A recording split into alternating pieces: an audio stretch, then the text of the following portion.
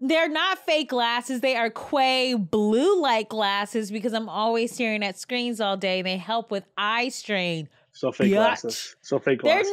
They're not fake. And I have a very studious wig. Like I'm, from a different world. I'm going to a historically Black institution. Well, there's just a whole lot we could. Yeah. Okay. There's a whole lot we could discuss there, but okay. What's the name of that school from Different World? Oh, Black Girls Who Love Bono University. Oh my God.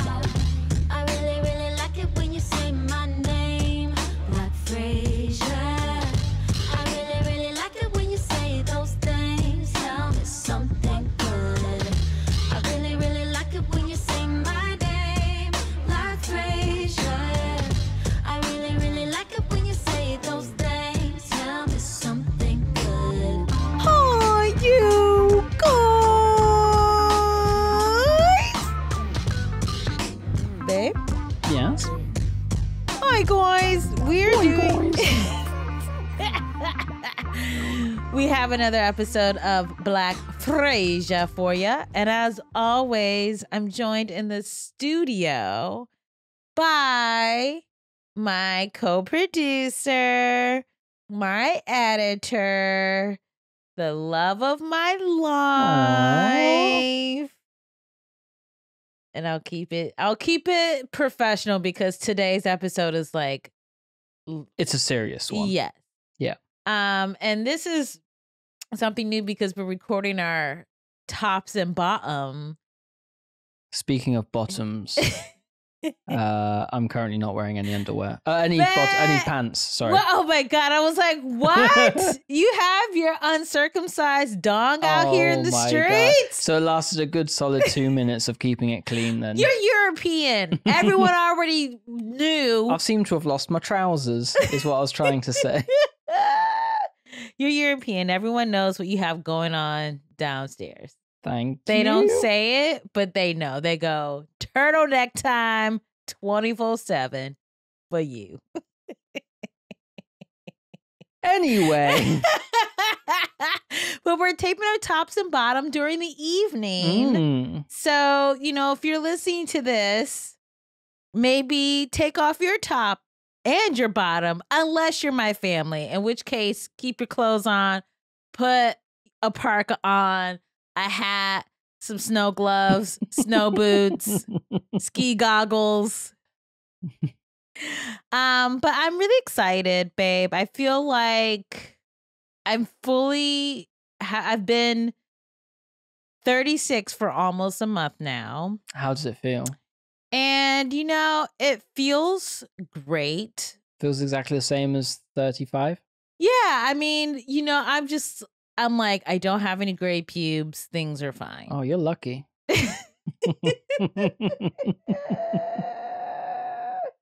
But yes, I'm enjoying being 36. It feels, I don't feel like I have any more wisdom. But I think that I'm trying to be kinder to myself. That's good. That's important. Because I could be hypercritical. Yeah.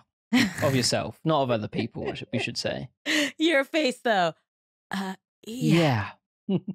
Okay, you have a birthday coming up, mister. I do. December 13th. You're going to be 32. I know. How are you feeling about you're in your thirds, your early thirds still. Yeah. And do you feel like you've changed at all since you've been in your 30s? No, I was a very mature early 20s. What are you trying to say? When I was in my early 20s, I was very mature for my age. And I feel that that's just carried on all the way through until my thirds.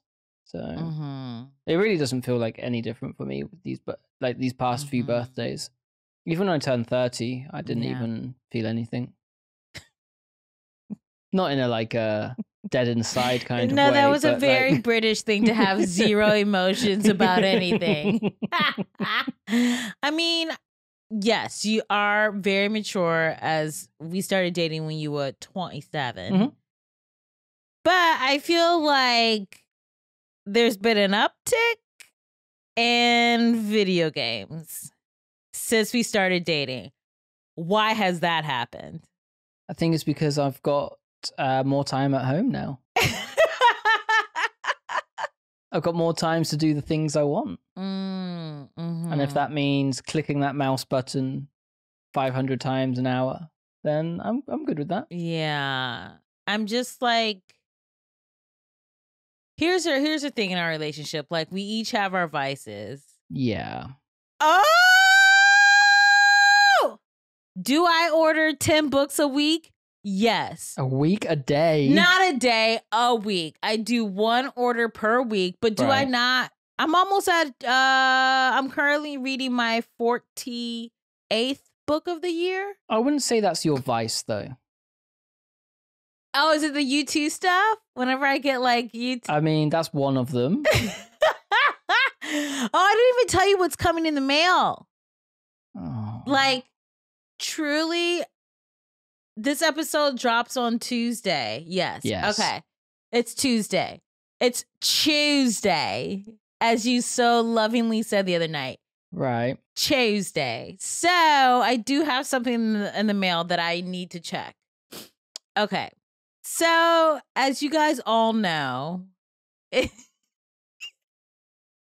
it's the 20th anniversary of U2's All That You Can't Leave Behind album. I don't think that reached everyone, that news.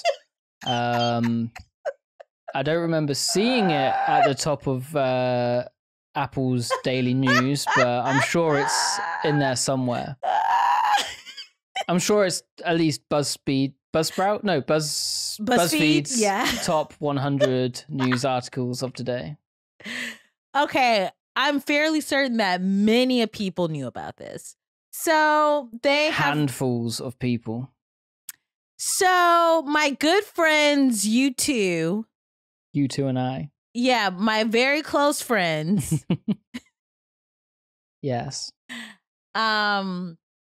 They have put out like a 20th anniversary edition of the album, and I ordered the vinyl box set the first day that the pre-sale was around. And so you get like the vinyls, you get the B-sides, you get a booklet of photos of like never before released by the band's photographer Anton Corbin. And it comes as great boxing, like packaging. Right. And so that I'm so excited. That's great. We get to play it later on. Does it also come in digital format? I think it came in vinyl and CD format. I was about to say we could just listen to it on Spotify then. So yes, U2 and books are my two vices. What other vices do I have? What are you currently watching on Bravo TV right now? Oh my God, it's so good. Okay, so it's called so this is I wanted to feel a throwback to like a simpler time. Right. And when I was in that's college. Is it? Is it? I think that was a bit of a stretch, but please go on. This show, the Rachel Zoe Project, came out on Bravo, and it really sort of pioneered in a lot of ways like what reality TV is now. Right. And so I've been watching that. And Rachel Zoe is a stylist, and there's tons of drama because she has like these two styling associates, and like it's First fashion of all, don't week. call them associates. They're your assistants. We all like they know that. We know that. You're only saying associates to make you sound like a law firm. That's what Rach calls them. So I just want to say, if you guys have the Bravo app and you want something light where you don't really have to think that much, you can also be scrolling your phone as you're watching it. Also, side note, Yes. Bravo really needs to update their app. Yeah, their app is trash. It's terrible. It's so hard to like find anything on it. Just do anything other than watch the Real Housewives episodes they want you to watch. Yeah, it's really, and I gotta say, I'm watching like 3 of the franchises, which is a lot. Anyway, if you're looking for some fashion moments, the show Rachel Zoe Project aired from 2008 to 2013. Not a sponsor. Not a sponsor. Rachel Zoe does not know who I am. I'm getting no dollars from Bravo. No, I mean, they probably need to spend that money elsewhere, to be honest. Just looking in from the outside. So just watch the Rachel Zoe Project. So that's your major vice, I'd say, at the moment, is trash reality TV show. Wow. So, video games and trash TV. Okay, but it's not just video games. It's always like this fucking conquering nations bullshit. Every game, he's like, oh, I'm at war with this. It's not every game, but the current game I am playing is taking me back to my British heritage for sure. The colonizing. Yeah. Mm-hmm. Yeah. So. Sorry? The breaking news, as always, is we are an independent podcast. We are not taking ad dollars from the man. There's no Casper mattresses over here. No Blue Aprons. No, what's the squirrel? What's the thing? Squirrel box? No, what is it? Squirrel box? What? What's squirrel box? What is a squirrel? A squirrel. A flying mouse with a big tail. Squirrel. Oh my god! Also, what's squirrel box? I can't remember what MailChimp.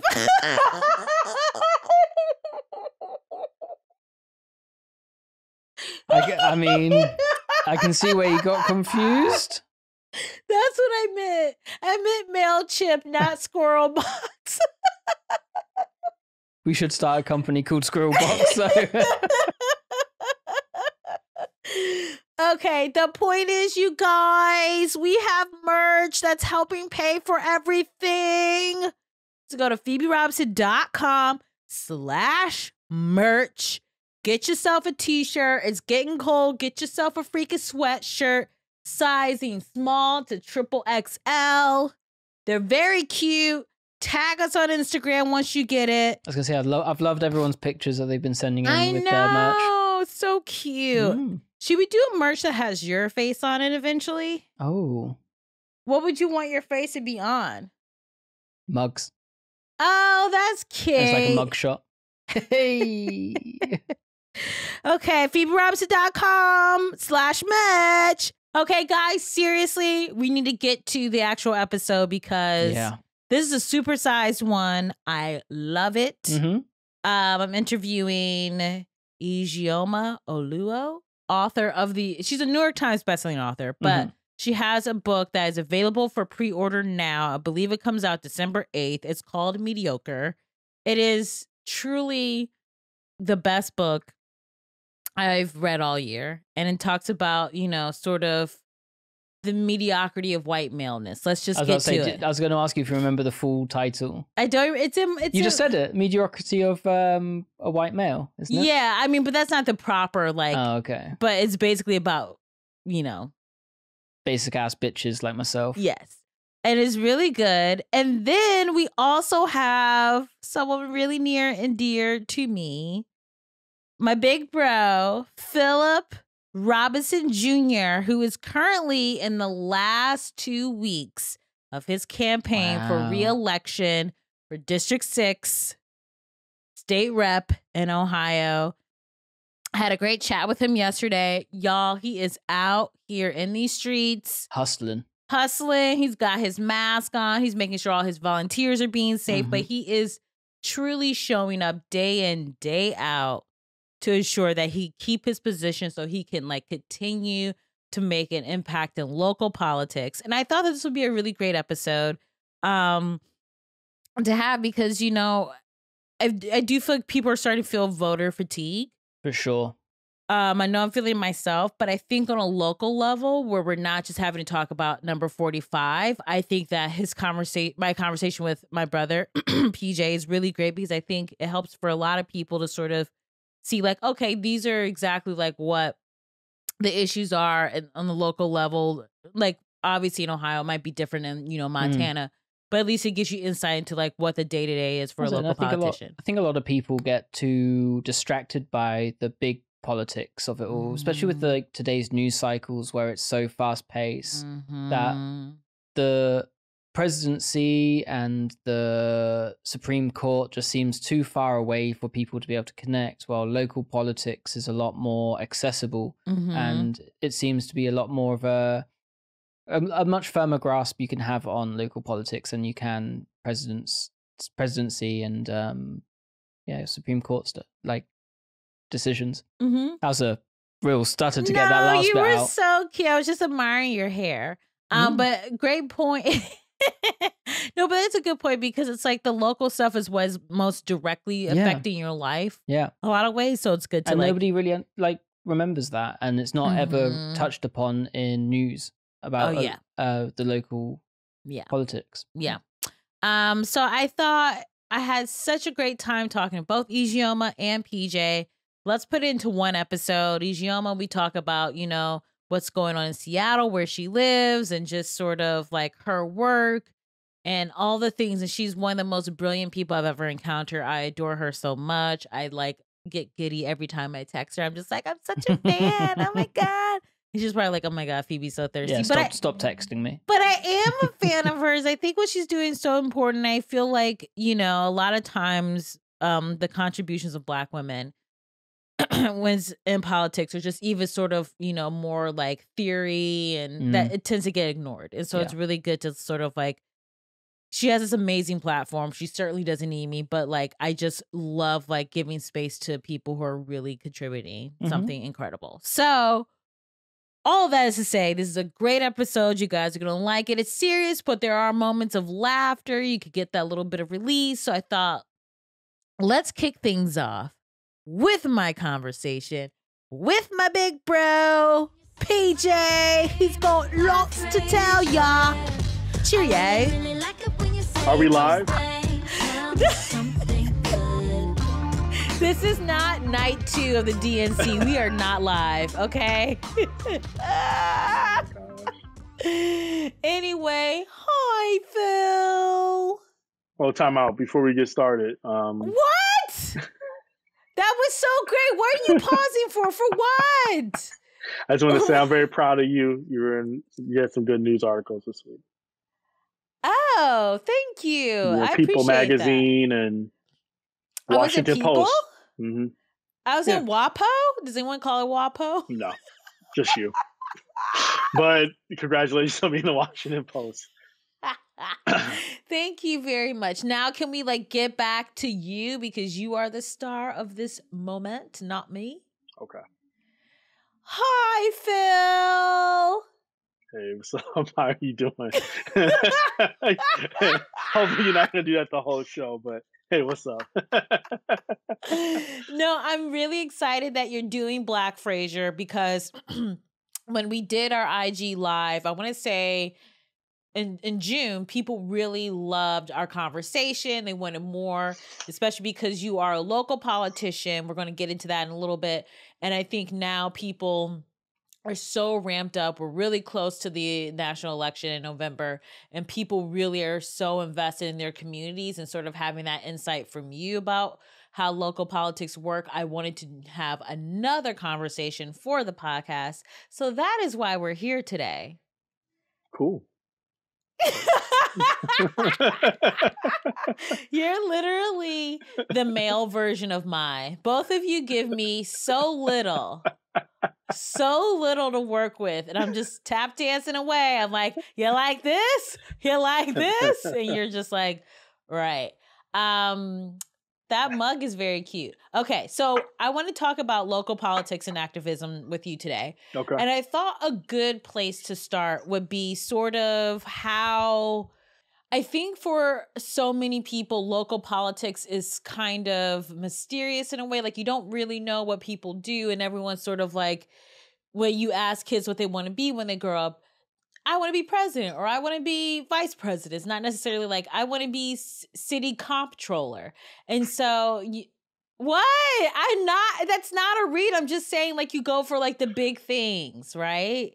Like the easily identifiable things when you're a kid.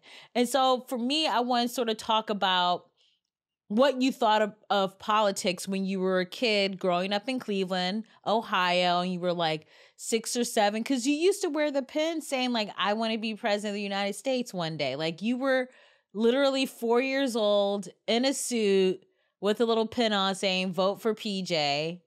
And so I want to just talk to you about that a little bit.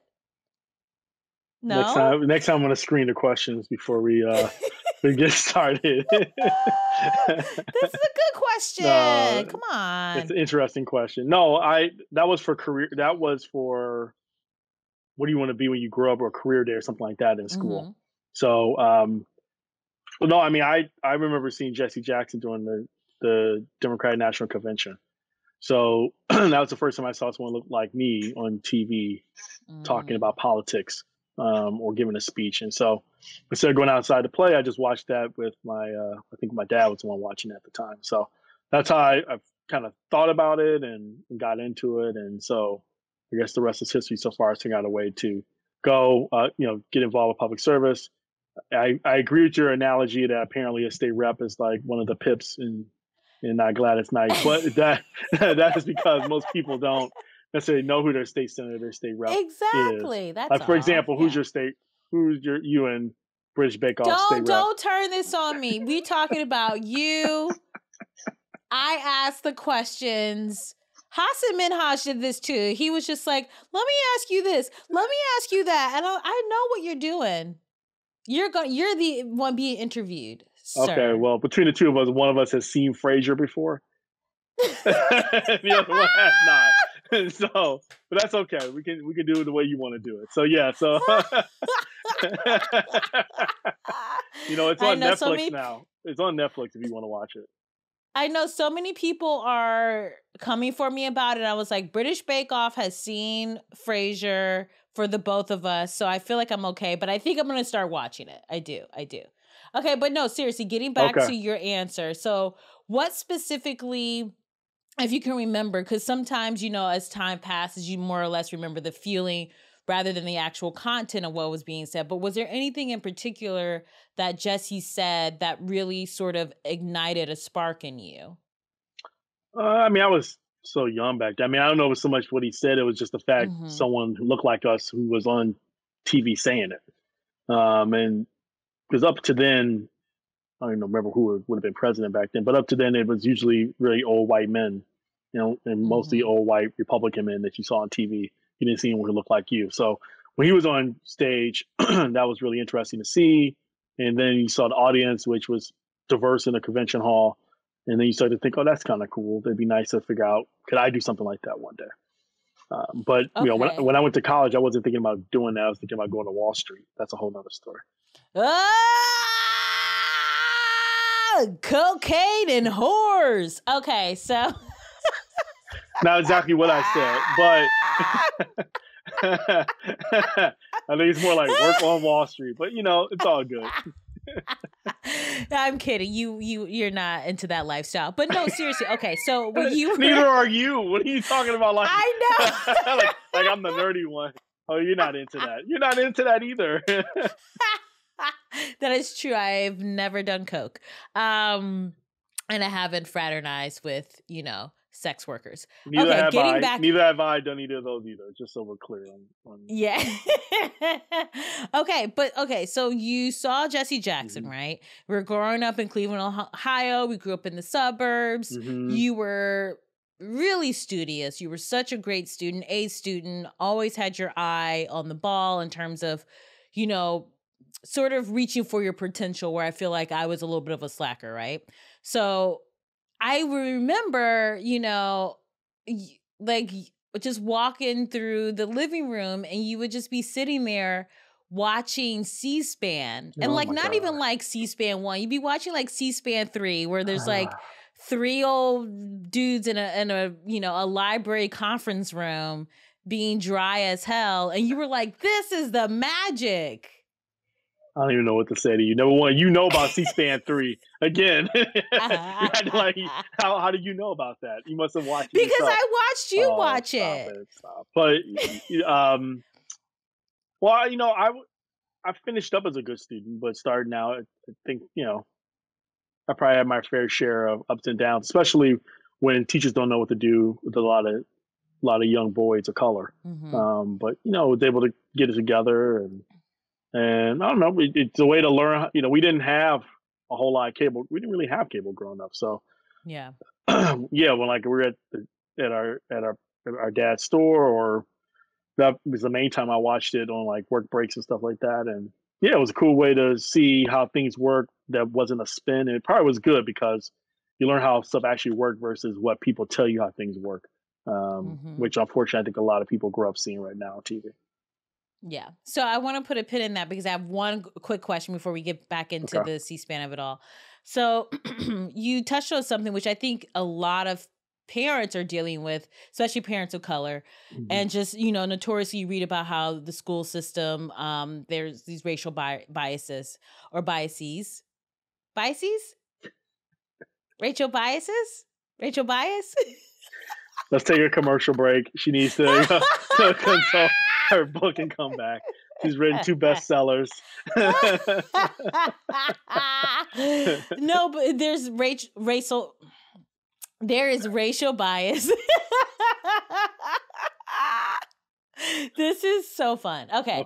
And so, you know, as a child, I think both of us had a lot of energy, and even to this day, you're a very curious person. You like to know the ins and outs. You want to ask the questions because you like to know how everything works. And I think a lot of times in school, when children of color have a lot of energy and are very curious, that often gets misinterpreted as being disruptive. Yeah. And do you feel like you ever experienced that in a way where you recognized that was what was going on? Did it make you feel bad about yourself? Did it make you not want to, you know, ask questions and learn more about government and learn more about how systems work? What was your takeaway from that when you were a kid?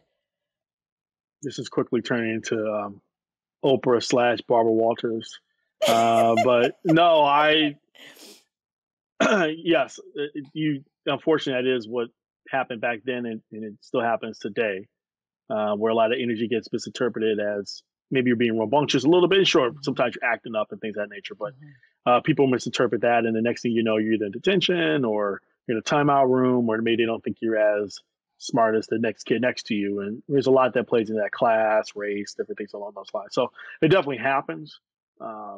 We were just fortunate, or I was fortunate to have parents who made sure to build us up at home and work with us even despite of some of those things that happen. I mean, all your like answers are very politician-esque. What do you mean? What politician I want like the real tea. What was in your heart? And you're like, you know, just God bless that we had parents who lifted us up when we got home. No, but I really want to know like how that may have affected your sense of self and your level of curiosity when you're meeting up against people who are fundamentally misunderstanding you when they're supposed to be a part of the process of shaping you for the future. I mean, I don't even remember. I mean, yes, so I'm sure you don't feel great when you're wondering why did that person in the honors class and you're not, or this, and that's part of the reason why I ended up going to a prep school for high schools, because at the rate I was going, I probably was going to be another one that was either swept under the rug or forgotten about. But no, it doesn't feel great. I'm not going to shed tears for you. This is like Barbara Walters. I'm not crying. I don't want you to shed tears. Well, how did you feel growing up? Well, I mean, I don't think I was ever like to the level that you were in terms of like, I think I was a curious child, but not to the level that you were, right? And so I think, like, I spoke up in class, but probably not as much as you did, right? And so I think as a kid, I sort of was kind of, I mean, I enjoyed being a kid, but I think then once I hit teenage years, I felt like nobody, you know, the typical nobody understands me. I don't fit in. You know, we went to a predominantly white high school. And, you know, I'm a creative person. Like I love the arts. And so everything that wasn't about the arts, I kind of didn't give, you know, that much energy to. But it worked out. It did work out. It did work out. Shooting a independent podcast from my living room couch. I've made it. You made it. So the only difference is now you have a microphone and yes, you can talk to people as well. Before, I guess you were interviewing yourself back in the day when you were growing up. Yes. Yeah. Okay. 1000%. That's the only thing that's changed. Okay, so you were a kid. Yes. And were you, as a teenager, were you always still pretty much like, I know you said I wanted to work in Wall Street, but I think you were still always, whether it was you reading biographies about different presidents, you were always still, I think, sort of hovering around the concept of government. And, you know, I think a lot of times people, we don't always know, like, necessarily the thing that's going to be our calling until later. And so I'm wondering, as you're in high school and then now you're off to college, George Washington University, were you sort of really still, why are you laughing? They're probably, because they sound, you know how like you watch people in their podcasts and they slip in something for advertisements. So you just said George Washington University. They're probably like, ching, yes, donation at the bottom, please. You too can be on the podcast with me, but that's okay. Go ahead. No, but do you think like during that time where you were like, I'm really focused on Wall Street, I really want to be this business guy and, you know, have the wife, the house, the car, all these sort of things that were thought of as the American dream. Were you sort of like, forget government? Was it just really like, oh, it was nice for me to sort of think about that as a kid, but that's not really something I want to pursue? What made you not initially want to go down that path of government? Well, I don't know if I thought about whether or not to go down it. I mean, I went to George Washington University, and when I went there, I wanted to make sure I had a skill. And really, credit goes to my dad. Well, my mom brought it up too, but my dad about, you know, you want to have a tangible skill. So, and this is no shade to anybody who has a poli-sci degree or any other type of degree, but it was, what are you going to do when you get out? And so I've always been pretty decent with numbers and pretty decent with math and always had interest in business. So I decided to get my finance degree. Very frugal, but also cheap. I would like to say I make sure I manage my expenses, but you know, however you want to manage it, how you want to describe it. And, you know, I was a lot more interested in just government C-SPAN books in high school. I want to make sure for the record here, I enjoy going, you know, parties and I played sports and, you know, yes, but comic books. Are you LeBron James? No. So we gonna talk about what you doing. That's so soul crushing. That's so soul crushing. But you're changing lives. Come on, I'm just giving you multi-layered dimensions to what happened here. So, you know, so people aren't walking around like, what? That's all he did. And so I wanted to go into business, and so and that's where I met my wife back then. And she was getting a marketing degree, and we were both in business school, and we thought we could take over the world. And that's when 9/11 happened. So I probably would have tried to go to Wall Street first. But after 9/11, when I was in junior year, I decided that I wanted to do something to give back. So it was either military, which nobody was supportive other than the family, or Liz. Yeah, it's too scary. So then I was like, okay, well, how else can I get back? And then I never thought about working on Capitol Hill until senior year. And I was doing a .com bubble. So when that bubble burst, people were just running trying to find a job. But I knew I wanted to serve. And so next thing you know, I ended up working on Capitol Hill. Where do you think your instinct and desire to serve comes from? Because there is an element in you that is also similar in my close friend Michelle Obama. Just kidding. You just wanted to say that, didn't you? You like how I wrote off your tongue. my friend, my buddy, you know. No, but you know, she is also she did a great job last night, by the way. Oh, she was incredible at the DNC. Yeah. But I you know, the true reason why I brought her up is because and the, you know, very limited time that I got to spend with her, I only did 5 cities on her book tour. What I always really admired about her is this desire that, like, yes, the glitz, the glam, the fame, everything, her, at the heart of her, she always wants to serve and connect and uplift. And like, of all the famous people that I've been around, she is the only person who she didn't have 1% that wanted to pursue fame. So like for her, she truly is using her platform in such a giving, selfless way. And so, you know, I see a lot of her selflessness. I think you also have that as well. And so I'm curious as to where does that come from, that desire to serve a community, that desire to give back, to uplift. And it's not about getting praise on social media. It's not about the likes. It's like, it is a thing that drives you. Where does that come from, you think? I mean, to be honest with you, it's just to pay it forward. I mean, it's really not more complicated than that in a lot of ways. It's, you know, we were very fortunate. We had parents who broke the cycle of poverty. We got a lot of opportunities that probably everyone back in the neighborhood never received. And that never escaped me. And look, I mean, I remember when our parents had the store, they used to do stuff like tutoring and donating, you know, electronics to people who didn't have them at home. And so that stuff sticks with you. You start to think about, well, what's my part? What am I going to do to give back? Or whenever we would say we're so fortunate, you know, I remember our parents would always say, well, find a way to find your way to give back or to, you know, put some good into humanity. And so for me, public service is that. For me, government is that. It's kind of it's a referee in the world of opportunity to make sure everyone has some.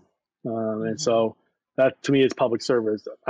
In my opinion, it's a very, when done correctly, it's a very noble profession in which your constant question is, what more can we do to support people so they can achieve their dreams? And that doesn't happen every day. And it's a way to give back that isn't about financial compensation. It isn't about fame. It's about, you know, for example, a couple of weeks ago, someone was down and out. They weren't getting what they needed from unemployment benefits. And our office was able to do that. And so what's exciting is that man now is going to be able to take care of his family because he's going to get his checks on time, even though what's happened with COVID-19. And so there's nothing, you know, it's not bright lights. There's nothing spectacular about that. It's just being able to know we went to bed and at least for a little bit, someone was able to get ahead or had an opportunity or they're okay. And there's something, I think, not redeeming, but special about being able to do that. Yeah. And so do you feel like when 9/11 happened, because you've worked, before we get to your political career, you also work in nonprofit. You've been doing that for, I think, over a decade at this point. And so do you feel like when 9/11 happened, that really just crystallized for you that, yes, I want to do acts of service, and now I'm going to go on this nonprofit track? Like, what was ultimately the thing that made you be like, okay, this is now what my career is going to be about? So technically, when I didn't go to Wall Street and I went to Capitol Hill, I did that for a couple of years. That was a way to give back. I didn't stay there forever. I worked for Senator Dianne Feinstein. It was a really cool experience. Some of my closest friends are from there. A lot about how I learned, you know, a lot of credit to her, about how you are a really great public servant, how you put together a really great staff, how you make sure that constituent services are top notch for the people you represent. I learned a lot from her. A lot of people don't know she was one of the female trailblazers who went through a lot of hazing and sexism and anti-Semitic treatment as she was climbing the ranks from supervisor. And those who know Harvey Milk and the whole story in San Francisco, she one day found herself thrust into the spotlight of now running the city of San Francisco. And then from there, eventually becoming a United States Senator, which she served today. So after I did that, I went in the corporate sector for a while, both in DC and then when we moved back to Ohio. And I don't know if did I ever tell you the story about Antoine Collins? Did I ever tell you about that? I don't think you did, but the name sounds familiar.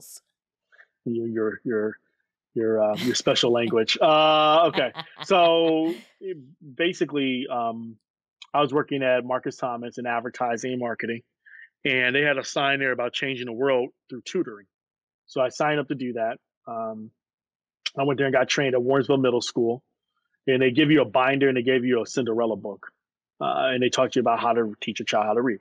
So I got a 7th grade boy with a 5th grade reading level, and I took that Cinderella book, which is really a bad idea because you think you know what you're doing. So I'm sitting there trying to tutor him.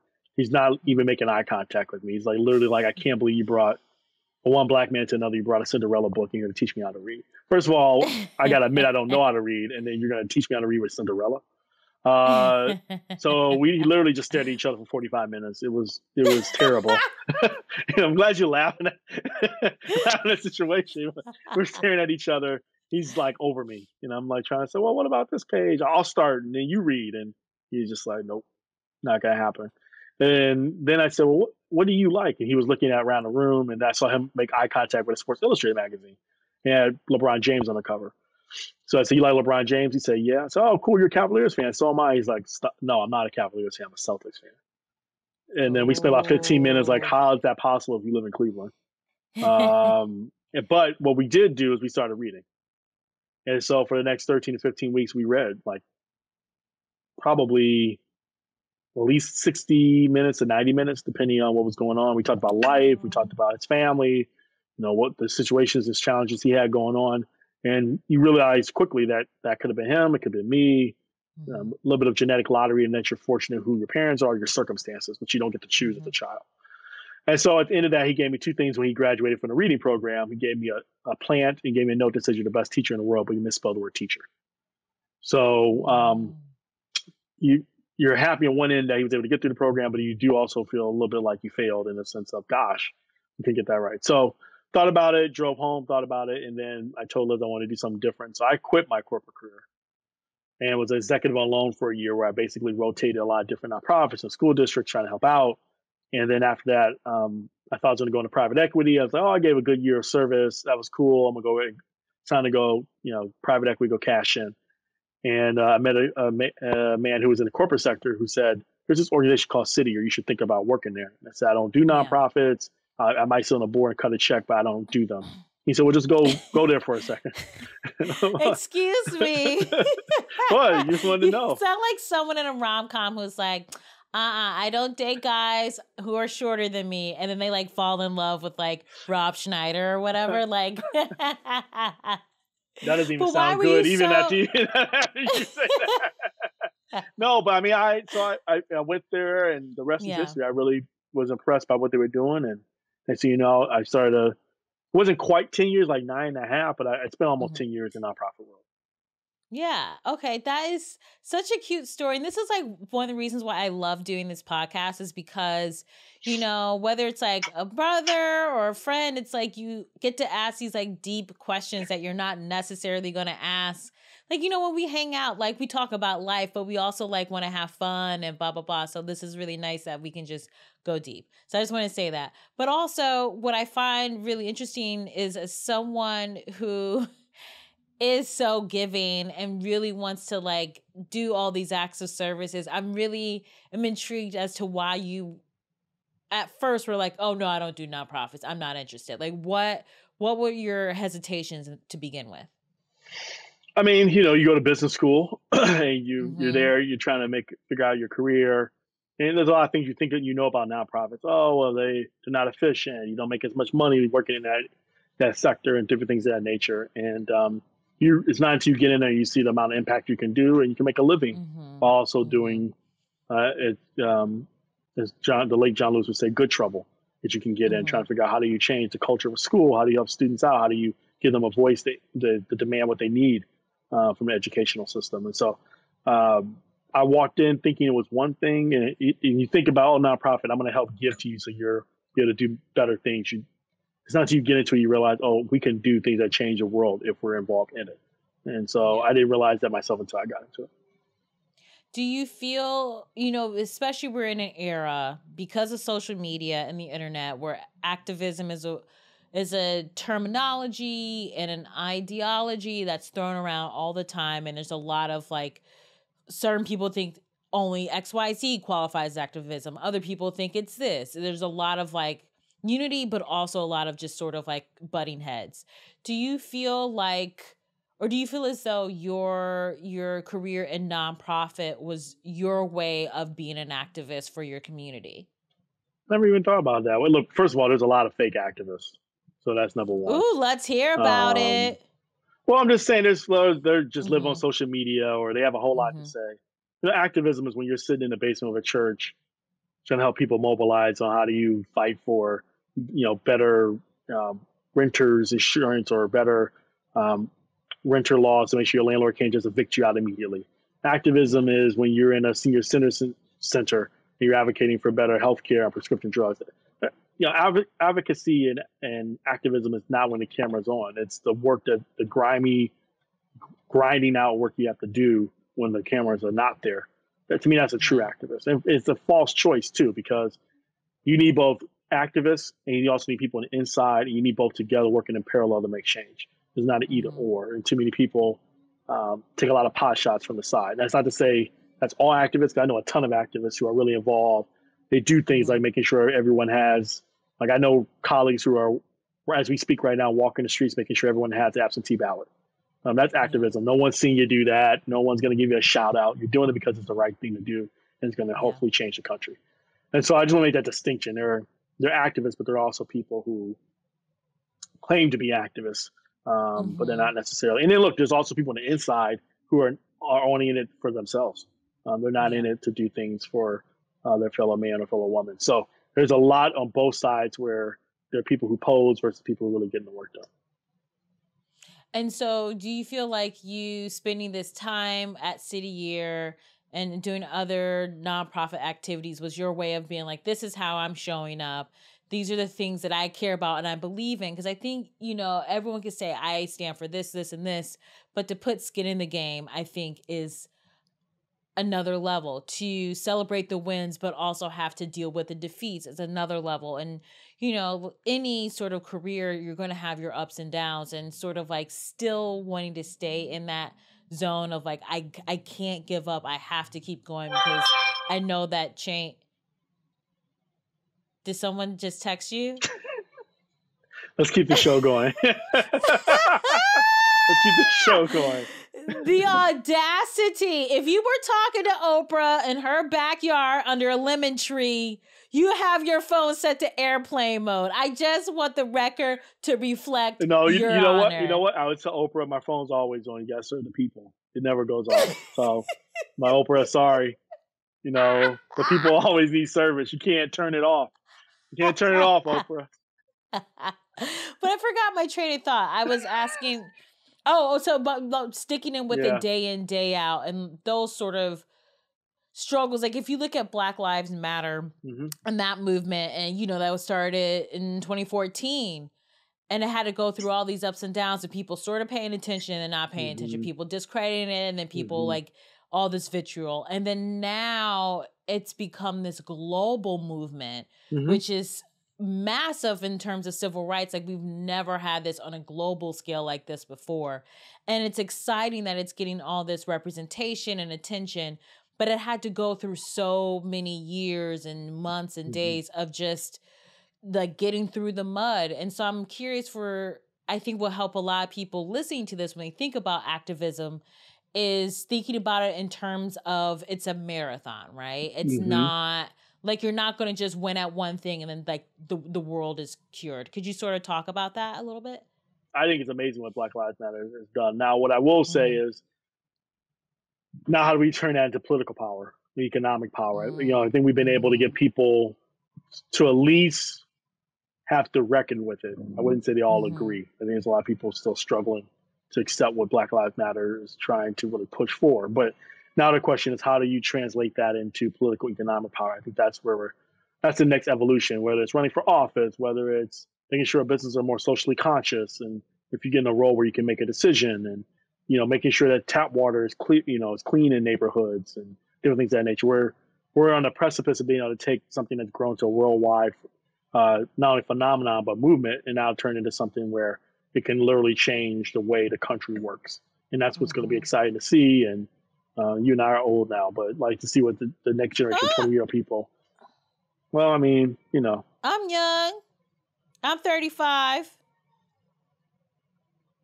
Hello? Yeah, I'm here. Okay, before we get into audience questions, I do want to talk about you being a state representative because I think that is so exciting. I'm so proud of you. Okay. Then we'll talk about you being a stand-up comedian next. Yeah, no one cares about that. Okay. But no, I really want to talk to you about, I know you're in the middle of re-election, so we could talk about that as well. But, you know, I think throwing your hat in the ring and taking that next step of I'm going to enter local politics is, to me, you know, like I used to love The West Wing. It's one of my all-time favorite shows. And, you know, and that show was great because, you know, there would be all these dramas, but if you just pull out a great monologue, you could just change the other side and things are going to be, you know, right again. And obviously that's not the way that actual politics works. So I'm wondering, when you first started, this is your first term that you're in the middle of, what surprised you the most about being a local politician, and what was something that you wish someone had told you before you were elected about what you were going to have to face? So, you know, West Wing's cool, but just so you know, the hallways in there in the White House are not that wide, just so you know. Try to say that years ago, everyone had 4 people able to walk together in a power walk. That's not realistic. But so let's talk, you know, this. So it's interesting because mayors and city council members, they consider you local, but not really. They consider you more state. And then, even though you're at the state level, then the federal level's over here. So you're in the middle. You have the most effect on people's lives, but people know the least about that particular role. People know what their mayor does. People know the city council person is the person you call when a cat's in the tree, or where the trash is being picked up at the curb, or there's issue with a neighbor not respecting your boundaries between you and that person. At the state level, they don't realize you do everything from gun control to reproductive rights to education, and everything in between. Almost every law that affects you starts at the state level. It starts in the state legislature. So it's kind of things that I learned about. One, term limits don't sound as great as people think, because we have term limits. That means the politicians come and go, but the lobbyists, and not all lobbyists are bad, by the way, but certain lobbyists who are entrenched establishment people, they're the ones a lot of times who are running so much of the game, or they're writing so many of the laws. And you have to figure out, who do you work with? Who do you trust? I think another thing is, so a couple of things were tough. One, being away from your family. So the state house is 2.5 hours away. So I drive there, and then you're there a couple of days, and you drive back and trying to hold down a full-time job, because the state rep job is supposed to be quote unquote part-time, even though people are asking for things all around the clock. And then learning how laws are really made, how decisions are really determined, who really controls state government, who's behind the scenes. You learn, this scene in The Candidate with Robert Redford at the end where he wins, and then his campaign manager or advisor looked at him, and Robert Redford says, "Now what?" And so you realize when you get there's a whole lot that happens. And once you win, there's a lot of people want a piece of you for a lot of things they want to advocate for. And you have to quickly understand and remember, why did I go there? What did I say I was going to do? And make sure to surround yourself with people who are not only trying to do the right things themselves, but will help you try to promote the agenda that you got elected to do in the first place. And what was kind of, because I remember we went to your swearing in ceremony and it was so special. And so when you were getting sworn in, were you sort of overcome with emotion? Like what? Because we were all the way in the back. So we didn't have seats. I had to stand. First of all, a couple of things we should just correct for the record. You were there. You got one. A lot of people couldn't get in the building, so you were there. So first row problems, hashtag first row problems. Number two, British Bake Off was there with you. So you got to bring him as well. But why am I standing in the back? Didn't Rosa Parks work, so I wouldn't have to be in the back anymore? For those who have not been to the Ohio State House, you have the people who sit in the seats voting, and there's the audience in the back. So you really weren't all the way in the back, but nice try. And then up in the gallery, there are more seats. And you stood in the back with my dad. And no, I mean, it goes by fast. I mean, it you don't get a chance to reflect on only a couple thousand people have ever served in the State House. You're looking up at the ceiling, looking at like the glass, stained glass there, and you're looking around the history around the room, and you're thinking, wow, a guy like me from where we came from after what our parents did, now I'm in the State House representing people, 121,000 people, and I got to make sure I advocate for them. You get, it hits you. And then, when your kids figure out what's going on and they're pretty impressed. So that's all cool. But I think the second you get a chance to let that hit you, immediately you got to start going to work. And so that's when it ended up happening. And so now you're in the middle of this re-election and, you're thinking about what you want to do next term. Mm-hmm. What are the things that you've accomplished this time around? And what are the things that you're looking forward to accomplishing again if you get the privilege of serving the people for another term? So, we ran on a couple basic things. One was education. So we raised teacher salaries, which I'm really proud of. We increased school funding to the highest level it's ever been, including $620 million for wraparound services. We've done a lot of stuff around that. We stopped the expansion of vouchers at the expense of public schools. Those are all things that really have real day-to-day effects that impact people immediately, which is really cool. On the local business front, I passed my first bill. We got signed into law, so Mike DeWine got to sign that, and I work for the Republican to get that bill passed. And so that's going to train and get people certificates faster so they can get jobs, so we can fill jobs faster. So really excited about that, especially since we have parents who are entrepreneurs. And so it's really exciting to see us be able to do a little bit to give back to help other small business owners put people to work. And then we brought about $2 million worth of money back to local government so they can use it to take care of citizens. So I'm really proud of my record and what I was able to do. And I did a lot working not only with my Democratic colleagues, but working across the aisle with Republican colleagues to get things done. That's what people care about at the end of the day. Can you get anything done? Are you effective? Or are you just someone who likes to grab the microphone and talk? And so, running for re-election, really excited. The next big thing I'm working on, which I'm excited about, is creating full-day kindergarten in Ohio and universal pre-K for all 3-year-olds and 4-year-olds. If we're able to do that, we'll, believe it or not, some of the best public education systems for early education are in West Virginia and Georgia. These aren't places people think of, Oklahoma, but it's because they've invested in these things. And I want to make sure that happens here in the state of Ohio. I want to make sure we could do more to raise the minimum wage and do other things on the business side. And then also access to healthcare. When I had my buddy recently who had a mini stroke, the only thing I could think of is what if he didn't have the right healthcare? Would he have gotten served? Would his bills have been even worse to pay for? Could he have died in the middle of COVID-19? So a lot of these issues at the State House are really life and death issues. And what I want people to understand is you have a direct impact on being able to make that happen. We lost about 1,000 State House seats across the country over the last decade as Democrats. President is great. Vice president is great. Your senator is awesome. U.S. senator is awesome. But at the end of the day, it's the people the closest to you making the laws that have the biggest impact. And I want to make sure that people understand why it's important to know who your state rep and your state senator are, and know what your state government does so that you can advocate or make sure that people who are doing the right thing stay in office. And also go out and vote, because I remember when you were running, you were out every single weekend, knocking door to door, really showing up, talking to the people in your community so that you would know what they care about the most should you get this position, so you could then best represent them.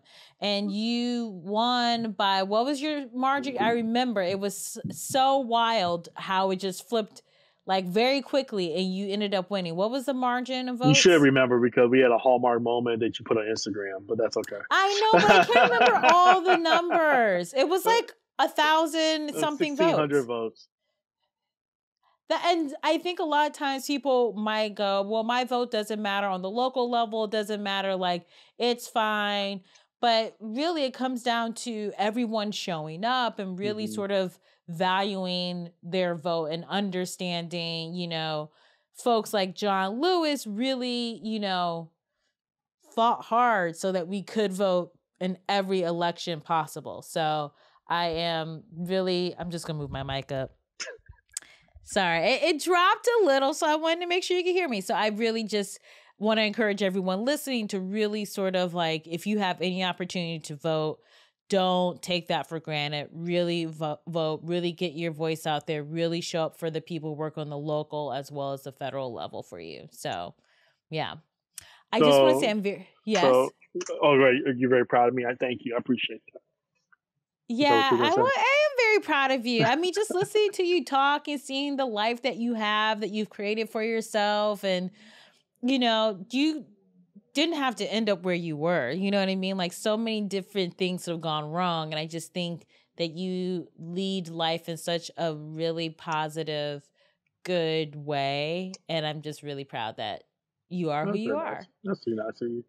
Thank you. So when did you decide you want to become a stand-up comedian? This is not about me. This is about you, because we're moving to my favorite part of the show.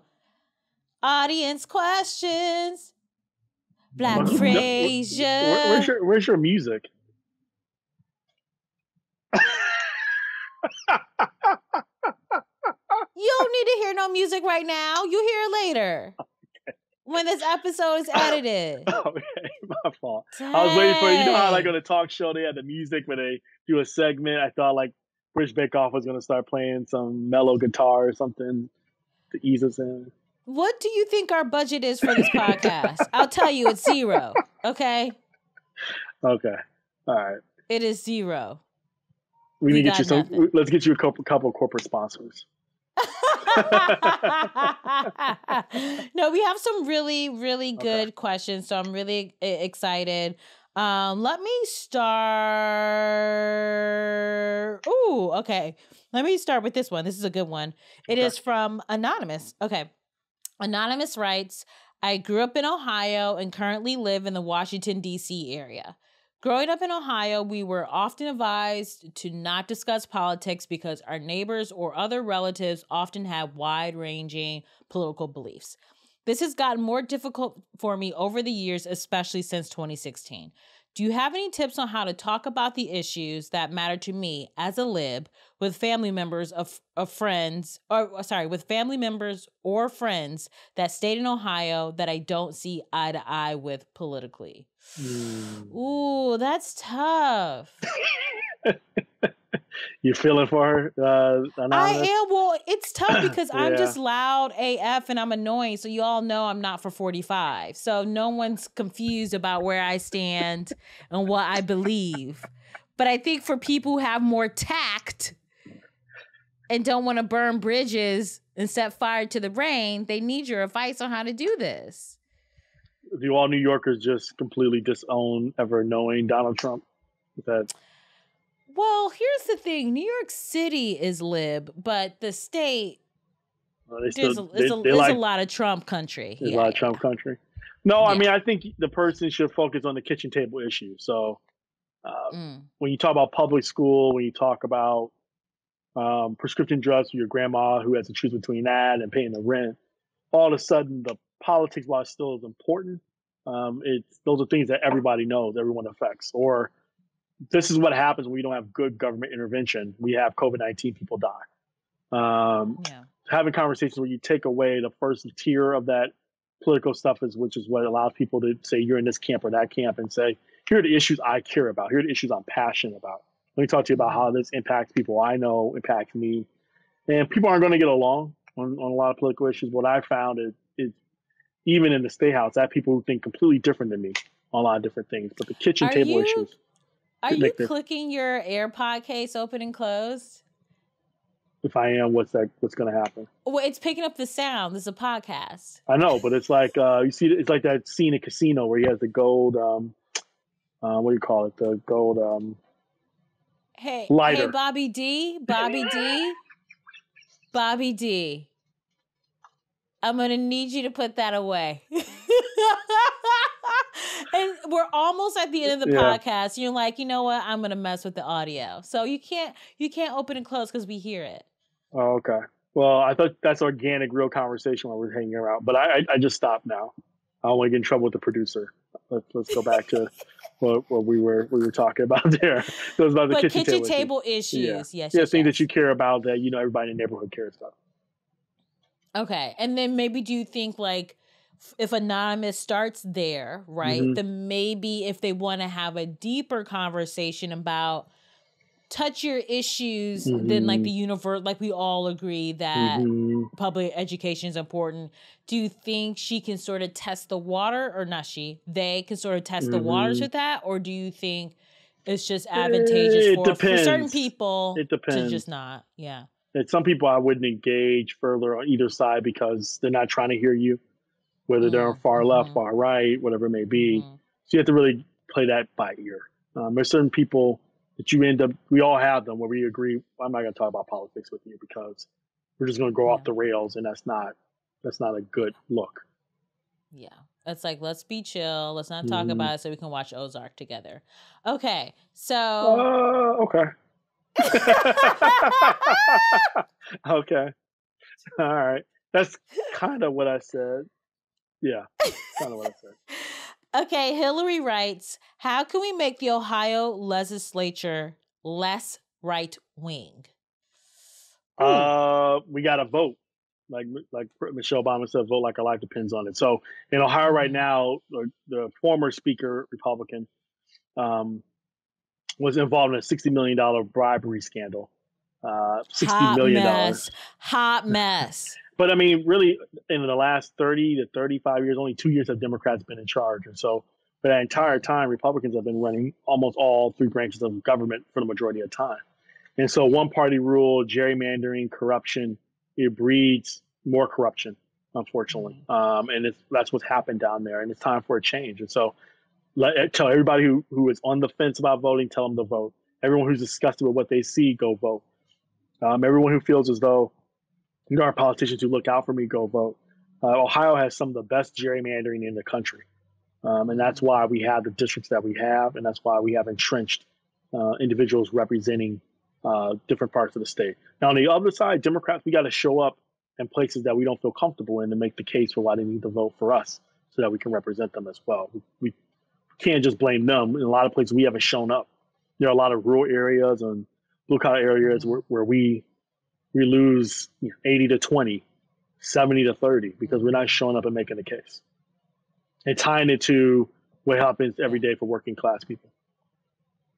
All right, Hillary, I hope that answers your question. That was a great question. I really, really, really like this next question. This is from Carly in Canada. Carly writes, hey, Phoebe, love you. Love you too, boo.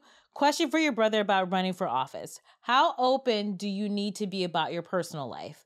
I'm poly/ethically non-monog and have basically just assumed I can't run. I'm out to my friends and family, but don't know if I'm ready to be the first openly poly anything. Thanks for any advice or info.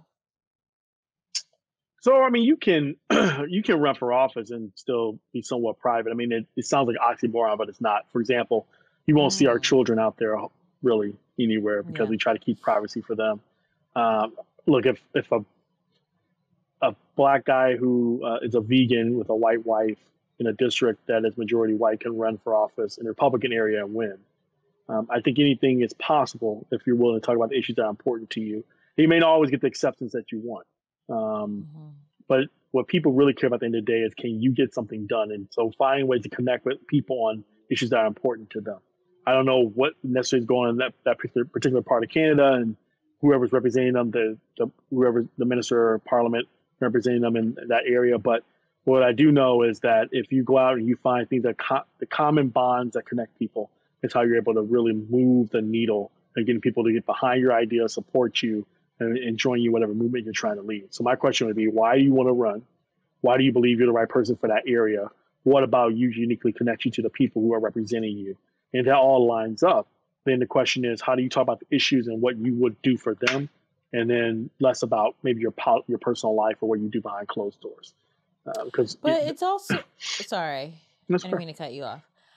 I was just going to say, well, the thing is as much as society likes to pretend we're all open and fluid and blah, blah, blah, people still hold on to these quote unquote traditional values where it's like man and wife, this sort of notion. And so I'm wondering, there are people who live outside that box and really care about their, their neighborhoods, and they really want to get involved, and they might feel discouraged that like, if I do this, is my life going to be torn apart?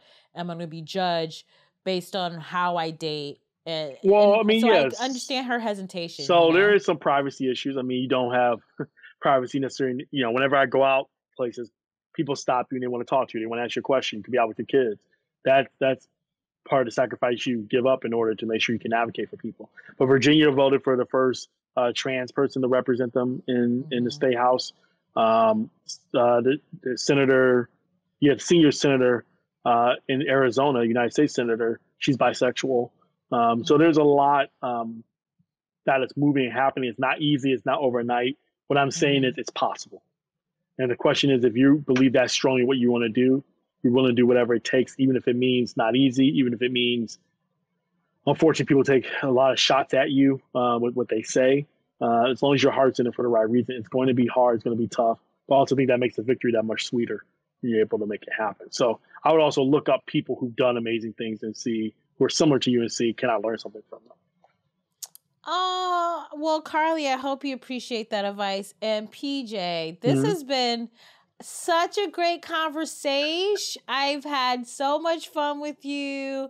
I hope you enjoyed being on Black Frasier. This is awesome, and truly, you're so inspiring. I hope that when people listen to this episode, they will also be moved and inspired to sort of find what their acts of service are and what it means to them to sort of give back to their community, their friends, their family, what have you. I just think you're a spectacular person, and I know we're both workaholics and we don't talk enough.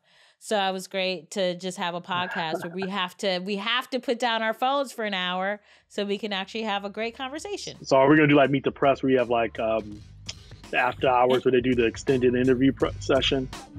No. Wasn't it a great conversation with PJ? You two are just, you must have been a handful when you were kids.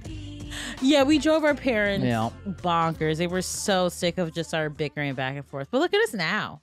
We're like, we have it together. Just about. I watch you two sometimes, and it just takes like one little slip of something and you're back to being teenagers again, just pushing each other's buttons. That's very true. But isn't that what family's all about? True. I wish I had a theme song. Anyway, like, I wish I had a theme song that I've written about family is what I was trying to say. Oh, okay. Like, I say we do have a theme song. It's played at the beginning of every episode. By Gavin Turek. Turek, Gavin. Okay, we gotta keep this episode moving along, babes, because it's very long. For sure. Next up is Ijeoma Olou. You guys are gonna love her. You know her. Pre-order her book Mediocre. Buy her first book, So You Want to Talk About Race. Follow her on Instagram. She's amazing. I love her so much. Well, hi, Ijeoma. How are you? I'm okay. I just sent my kid off to college. Oh, my gosh. Kind of a mess about it. I'm super excited for him and bawling. He's driving. So I have, like, for the first time, like, really dug into those parental phone controls just so I can see where he is on his trip. Like, went through all teenage years being like, no, it's fine. Don't need that. But now I'm like, where is he right now? I need to know, like, where on the highway is he? Because he's driving all the way to Indiana. So, wow. It's a big adventure. Yeah. Yeah. And I can't even imagine because I don't have kids, but this just must be such a, like, sense of pride to send your child off. Like, you infuse your kid with like all this knowledge and love and warmth, and now you're like, go be out in the world. Like, wow. Mostly, like, you spend a lot of time realizing, because, you know, I think I remember being 18 differently than it looks as a parent staring at your child, because I remember being like, yes, I'm an adult, I'm gonna do all this stuff, and I'm looking at my kid like, you still don't know where anything is in the fridge. Like, you don't, how is this going to work? How are you going to be okay without me? I don't understand how this is possible. Like, just completely paranoid. And I'm sure he will do fine. But yeah, you realize how young 18 is when it's your kid. You're like, oh, wow, that's still very, very young.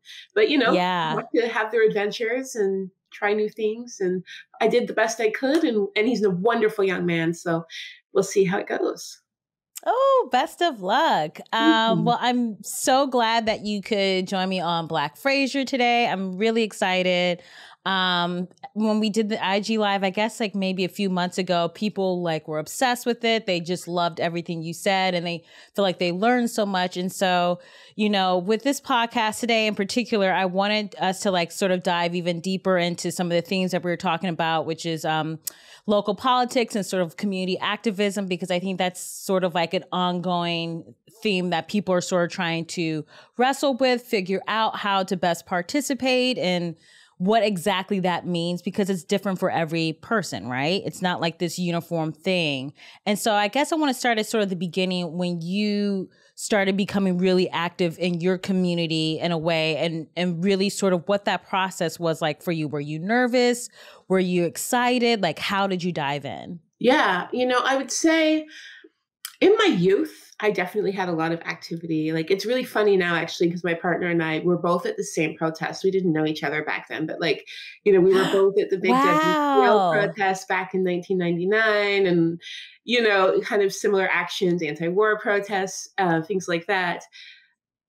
And it was, you know, a thing that you did. I think we forget what the Bush years were like and how traumatic they were. I think, you know, right now we're like, oh, Trump's the worst. But also remember when we had this illegal war, then we reelected the person that got us in this war. And it was, you know, horrifying. And so you know, I think my mom I wouldn't say was inherently like very political, but also had a really strong sense of right and wrong, right? Very, very strong sense. And my brother and I both had this kind of sense of outrage, you know, when things weren't going. And then I also always had a political fascination. Like, I think I remember at 6, the Tiananmen Square protests and trying to figure out everything and going to the library and getting National Geographics and, you know, trying to understand what was going on. But then, you know, life goes, you know, and I had kids. And I think that for me, I remained fairly politically active through the Bush years, you know, canvassing, doing all these things to try to keep people out, you know, and voting. And then, you know, got a job in tech and tried, you know, focused on raising a family. And my kind of resurgence back into this space really started with the murder of Trayvon Martin. And for me, it was about survival. It started with the shocking realization that living in liberal Seattle wasn't the utopia that people had made it out to be. I had grown up there, but realizing as an adult, when you desperately need these politically informed, politically active people to actually start speaking out about racism and they refuse, was kind of, you know, a big wake up call. And it helped me kind of start to piece together my own life and childhood here, and the differences that I had experienced, you know, over the years. And so I started out just first, I think like many people, right? Like showing up at a protest or two, blogging, Facebooking, tweeting, you know. And what I realized, and I think for a lot of Black people, especially, when you start speaking out, especially if you live in a space like I do, where it was considered, you know, proper to not talk about race, to not, you know, make people uncomfortable with difficult conversations. Once you kind of open that door, it's just a flood that comes out, a flood of emotion, reality. Like you see yourself in this real way. And so I just couldn't shut up. Like I really just couldn't. You know, no one could get me to.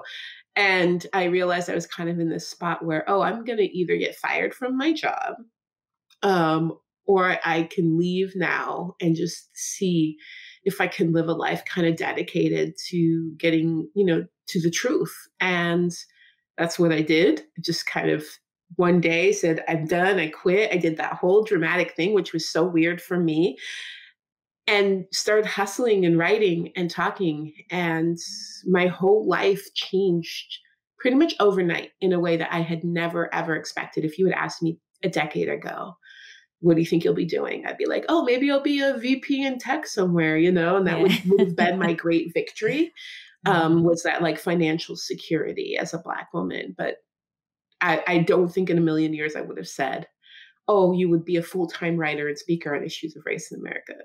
Yeah. So I want to go back to something that you brought up, which is sort of the idea that a lot of people who live in more liberal leaning neighborhoods tend to think that they don't have any experiences with racism in their neighborhoods or their communities. And I think like what we saw happening on a global scale with these uprisings shows that like that is so not the case, and that racism sort of affects every fabric of or every part of the world, right? And so I guess, my question is for a lot of people listening to this who are sort of kind of lulled into this sense of community, how can they sort of go about re-examining the neighborhoods that they live in to sort of find out what is the actual structure and how power is being executed within their communities? What was really interesting to me is realizing that the racism isn't actually quiet. It's really blatant. And it's really in your face because you're surrounded in these areas. It's just no one actually says the thing, the discrimination is constant, the othering is constant, the erasure is constant. It's just no one has to say anything. Whiteness feels very, very safe and comfortable in liberal white majority spaces. And then as BIPOC people, we are gaslit out of, into thinking that this isn't actually happening, like, oh no, maybe it's just me, maybe I'm not, maybe they aren't treating me differently because I'm Black. Maybe I'm the problem. Maybe I'm doing something wrong. Maybe we're just not getting along. Maybe I'm not comfortable here because I'm not doing the right things. And no one will ever name it. And everyone will say, no, we all voted for Obama. We're all liberal. And so what I would say first and foremost is look at the numbers. The numbers in your area are going to tell the truth of what's happening in your area, right? And when you have, the vast income disparities, you're going to see that across the board. You're going to see school suspension rates by race that will shock you and help you understand. Even in places where you feel like people aren't getting arrested a lot, if you look at who's actually in the local jails, in your liberal areas, it's going to be disproportionately BIPOC people. Look at the numbers and then say, where do I see reflections of this in my life? No matter what race or ethnicity you are, you're going to see reflections of this. If you look at the poverty rates, and you're going to look around your office and see who's making a living wage and who isn't, who has a chance for advancement and who doesn't. When you're seeing, looking at school numbers and, looking at teachers and looking at who's going on to higher education, start looking at these numbers and saying, where are our kids being, shuttled out of the education system here? It will exist. And I have never found a city in this country where it doesn't. And a lot of times we like to pretend that racism is a problem that lives elsewhere. But the truth is that it's in these liberal cities that our kids are being killed by police. It's in these liberal cities that we're facing discrimination, that doctors are discriminating against us when we have healthcare problems, where right now Black people are, suffering often disproportionately in COVID times. So see the numbers if you need that to kind of jolt you out of the ways in which you've been gaslit. Okay, so let's go back to you for a second. So once you started to make this transition into writing about race, writing about local politics and the way that communities engage or don't engage with each other, can you sort of talk us through like what was sort of the outside reception? Like, were your friends and family sort of like, whoa, who is this Ijeoma? I don't recognize this person. Or were they kind of like, oh, finally, like all the things you talk about privately, you're able to express yourself publicly through your writing? It was a mix. I would say I lost a huge amount of white friends, like just almost immediately. Yeah. Which was heartbreaking at first, really, because you're like, you set out doing this, talking about this in the hopes that you'll be proven wrong, in the hopes that people will step up. And the initial response was like, this was not the deal. I did not sign up for this. You're making me uncomfortable. And yeah, they were like, oh God, I lost so many friends. And coworkers were really like, And it was funny because I think probably in like the 2 years before I had gone natural with my hair, people were like, oh, is this a whole militant thing you have going on? And I'm like, I'm just a person. Wait, when was this? What year was this? This was probably 2013, Wow. And And then it was really funny because, I mean, and people are blatant about it, you know, because you're disrupting the peace. But there were some people where I think it fit, you know, like I remember I had a coworker who she would say something ridiculous and then just stare at me and wait for me to be like, that's a ridiculous thing you just said. So people kind of knew who I was. I don't think it was as obvious to the people who really knew and appreciated me what was going on until I quit my job. I remember I was just writing, blogging, still like not sure what I was going to do. And then one day I just quit and it was like, oh my God, have I lost it? What's happening? You know, I have a mortgage, like I have children and I have nothing lined up and I just quit. And I had no savings, you know, I had maybe $500 in my bank account.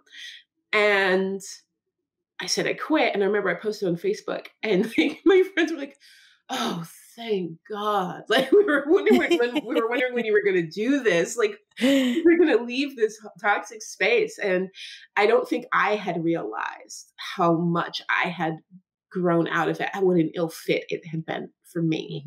But the people who really knew and appreciated me absolutely did. But, you know, it was interesting because, yeah, I lost 80% of my friends probably, became this real hermit who just wrote. Wow. But almost immediately that community was replaced by other people who were feeling similarly. And also over the years, some of those people who disappeared came back. And you know, I had to deal with each one and say whether or not I wanted these people in my life. But it was weird to hear from someone 5 years later say, you know, I really didn't handle this well at the time. And now I'm seeing it. I mean, that's, you know, that's the luxury of whiteness, right? You can take a good 5 years to decide whether or not this is an issue, you know, whether or not that one, you know, Black woman that really annoyed you was actually right. But it's been interesting to watch people kind of come back into this space or try to. Yeah.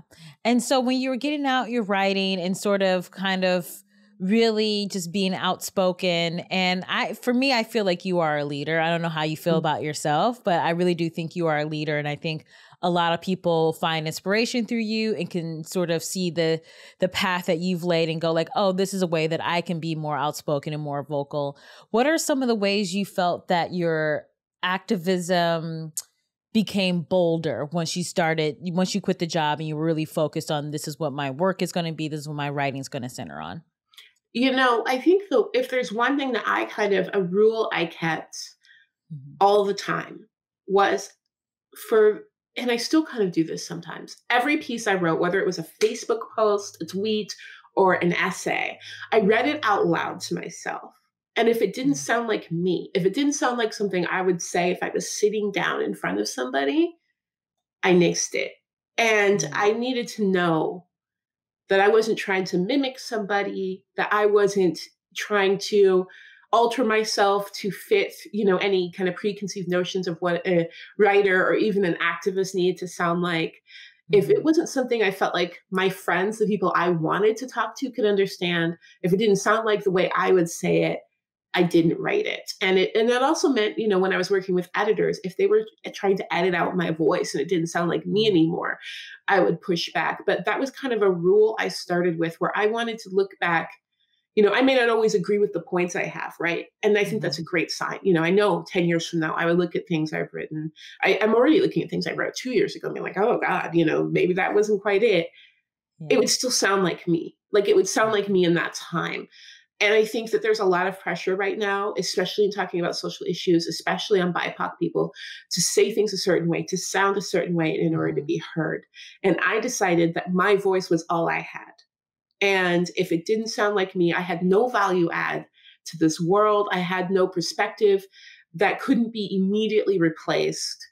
And I just had to remember that even when other people maybe didn't immediately see the value, that I knew what the value of my voice was, and refused to kind of be pulled away from that. Yeah. And when we look at activism now, I think so many people want to get involved, but they're not sure how, or they think there's sort of a one size fits all way to being an activist, or sort of like, even you could see that certain people if they speak a certain way, they're listened to. Whereas if other people who don't sort of speak in a sort of like college educated manner will be easily dismissed. And so I'm wondering if that like might scare off some people from participating in activism, because they're like, well, I'm not going to be heard. And I feel like I have valid points. And I'm wondering, like, even in your communities, have you seen any sort of kind of like discontent in the realms of activism? Or do you feel like people are really arms wide open or allowing anyone from any sort of background, any sort of life experience to let their voice be heard?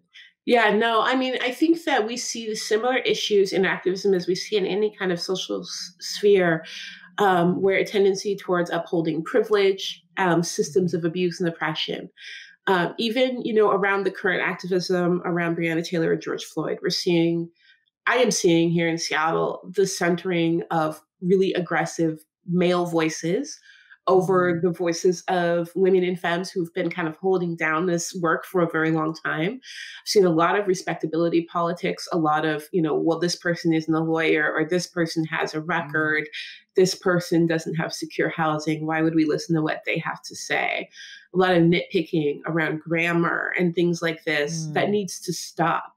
I think that we need to recognize that the voices that should be really centered are the voices of the people who are most impacted by these systems. And often those are going to be voices you're not used to holding up as authority, because we have been kind of trained to think that the people who've made it through these gates are the people we should hear, instead of the people like literally being crushed underneath them.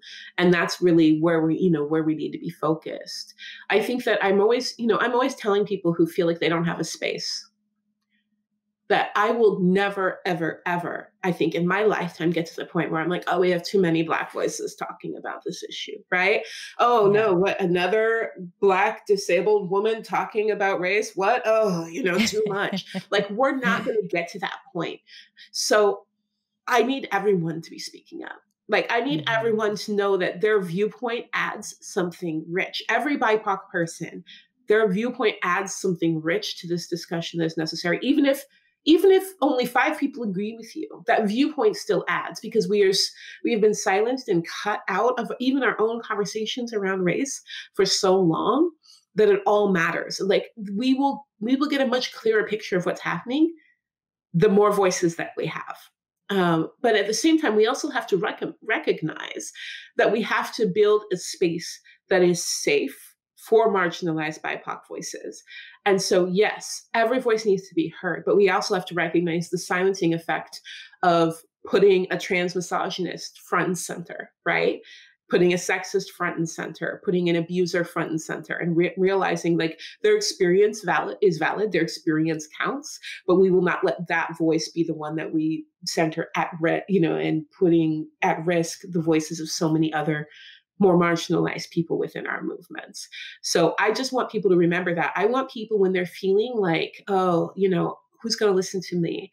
And I hear that all the time. People reach out to me all the time and say, no one's going to want to hear me. I don't have, the right way to say things. Is when's the last time you heard someone like you?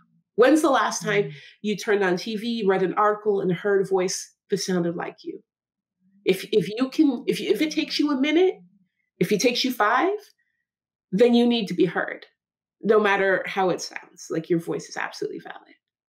Yeah, that's really a beautiful sentiment. I hope people really hear that and really go for it, because you're so absolutely right. And it makes me think about sort of like I think people at a certain level think like, okay, I'm going to speak out. I'm going to, whether it's like lend my platform, pass the mic, or I'm going to speak out myself. And they think like, well, that's the work and I'm done.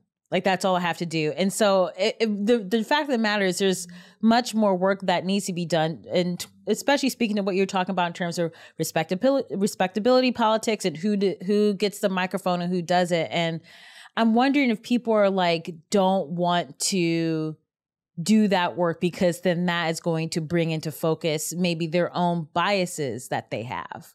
Do you feel that as well? Absolutely. I see a lot of pushback where people are like, oh, this is a distraction.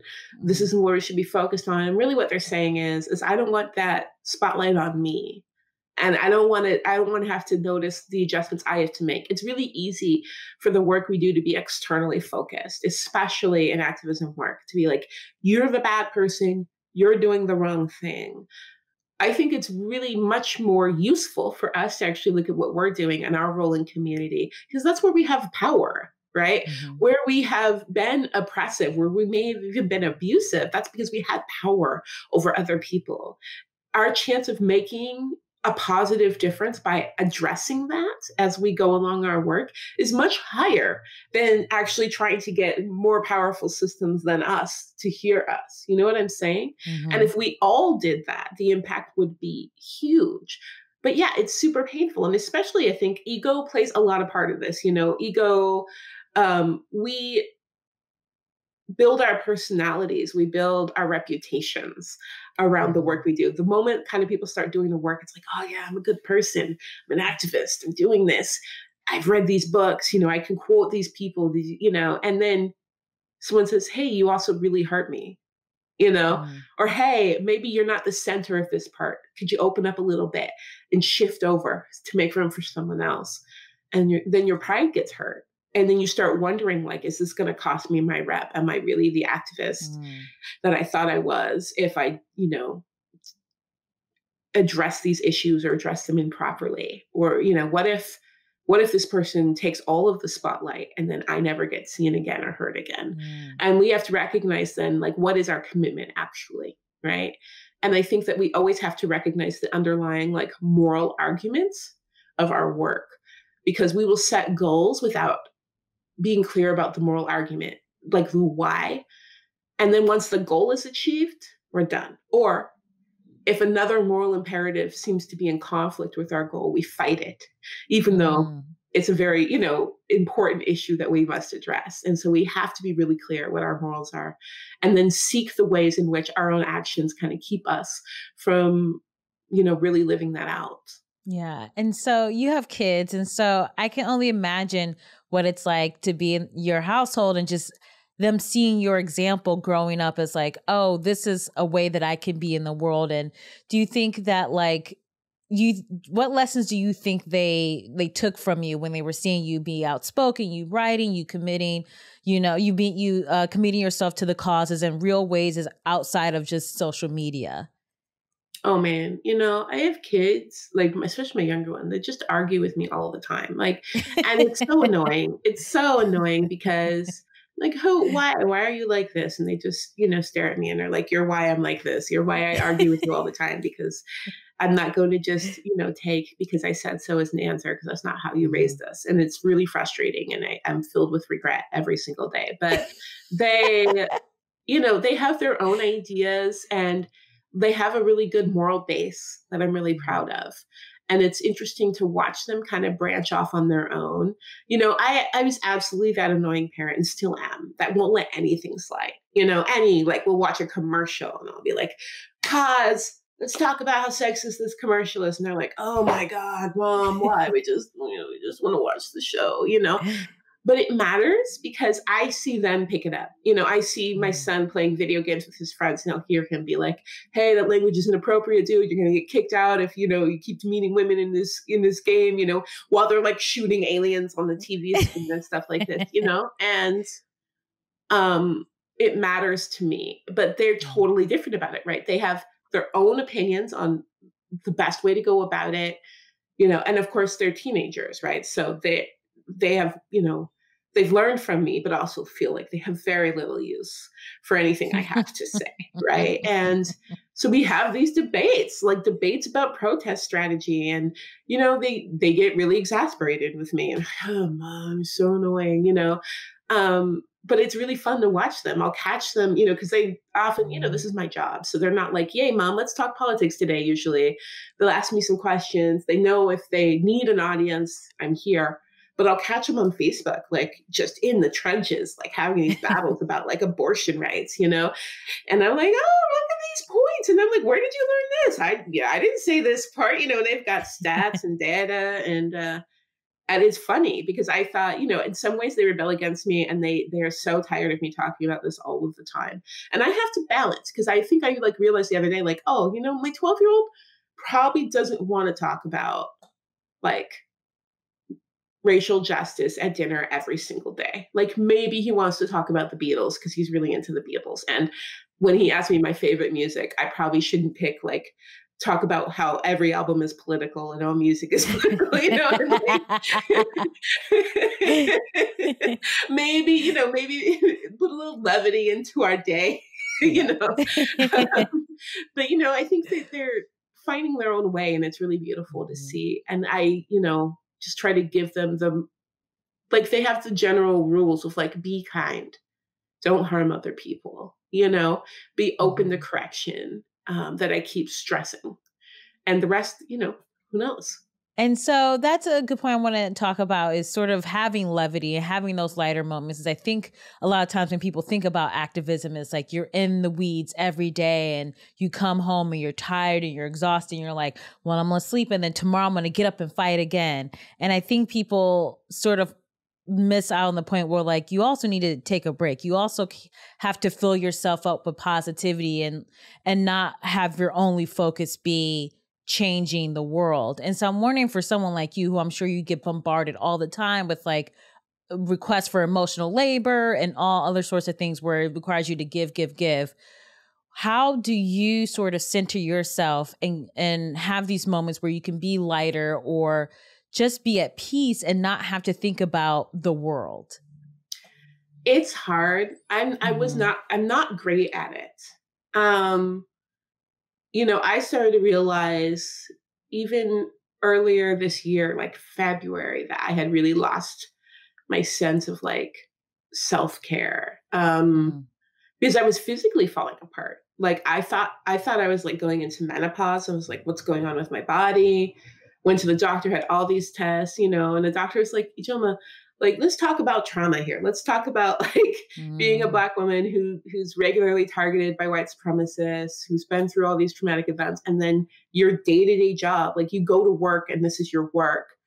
And then at home, you're still a Black woman, you're turning on the news and you're in a pandemic. And I was like, I was like, nah, like my body's not that weak. Whatever. We'll run more tests. Something else is wrong. There's no way. Like, I'm not new to this. And then once like thought crept in, I was like, wait, maybe. I started to realize like, I haven't been taking care of myself. And my body is really, really desperately trying to tell me, like, you are a person too who matters and you have to take care.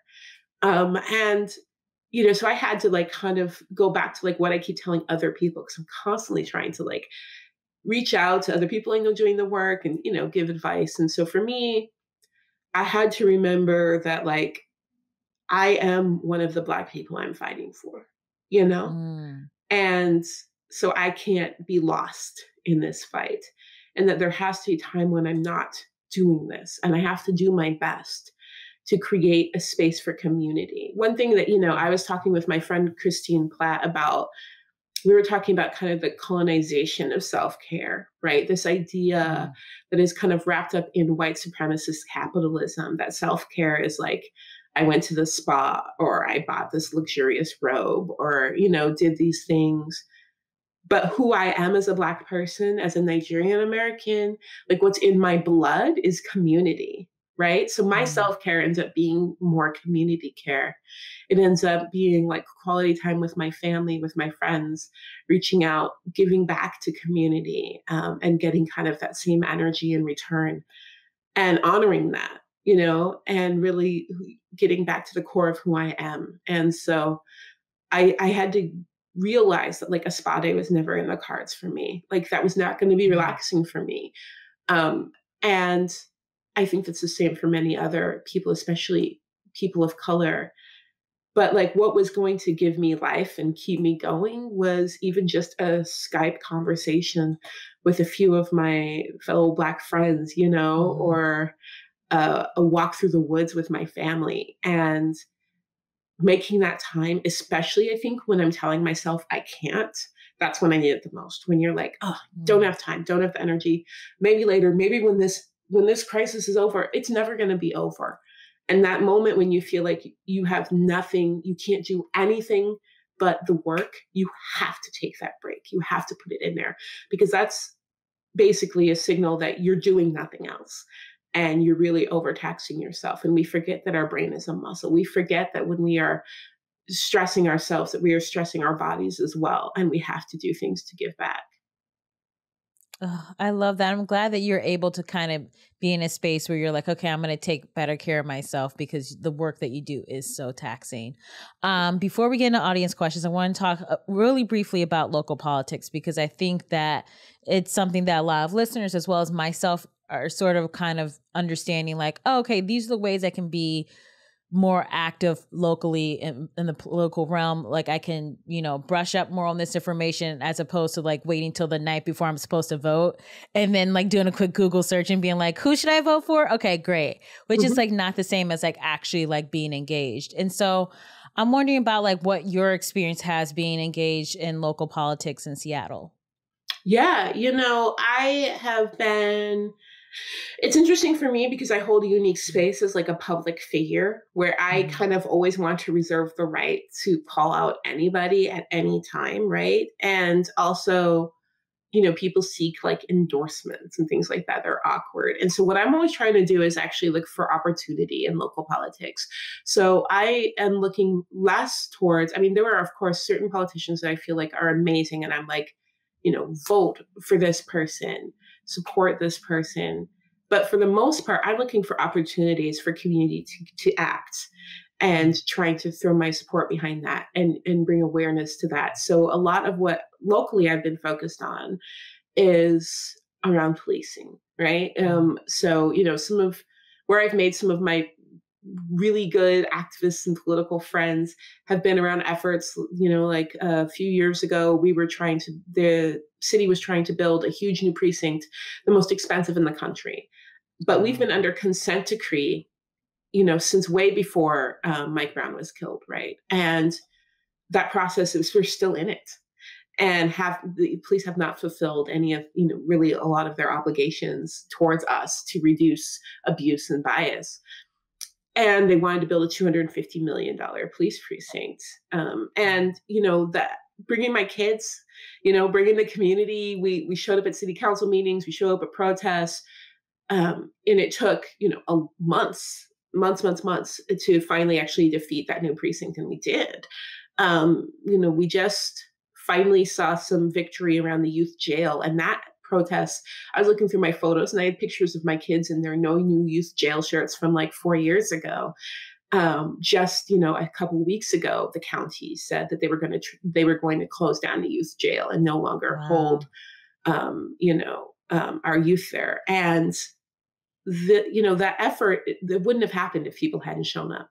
It wouldn't have happened if every protest, even after, the murder of George Floyd and Breonna Taylor, that there wasn't also close the youth jail listed in every demand for, local protesters, right? If it wasn't brought up in every city council meeting, and people recognizing like, hey, even if it doesn't happen right away, even if it takes 5 years, it's a huge impact for all of the young people who are going, who would have been locked in that system.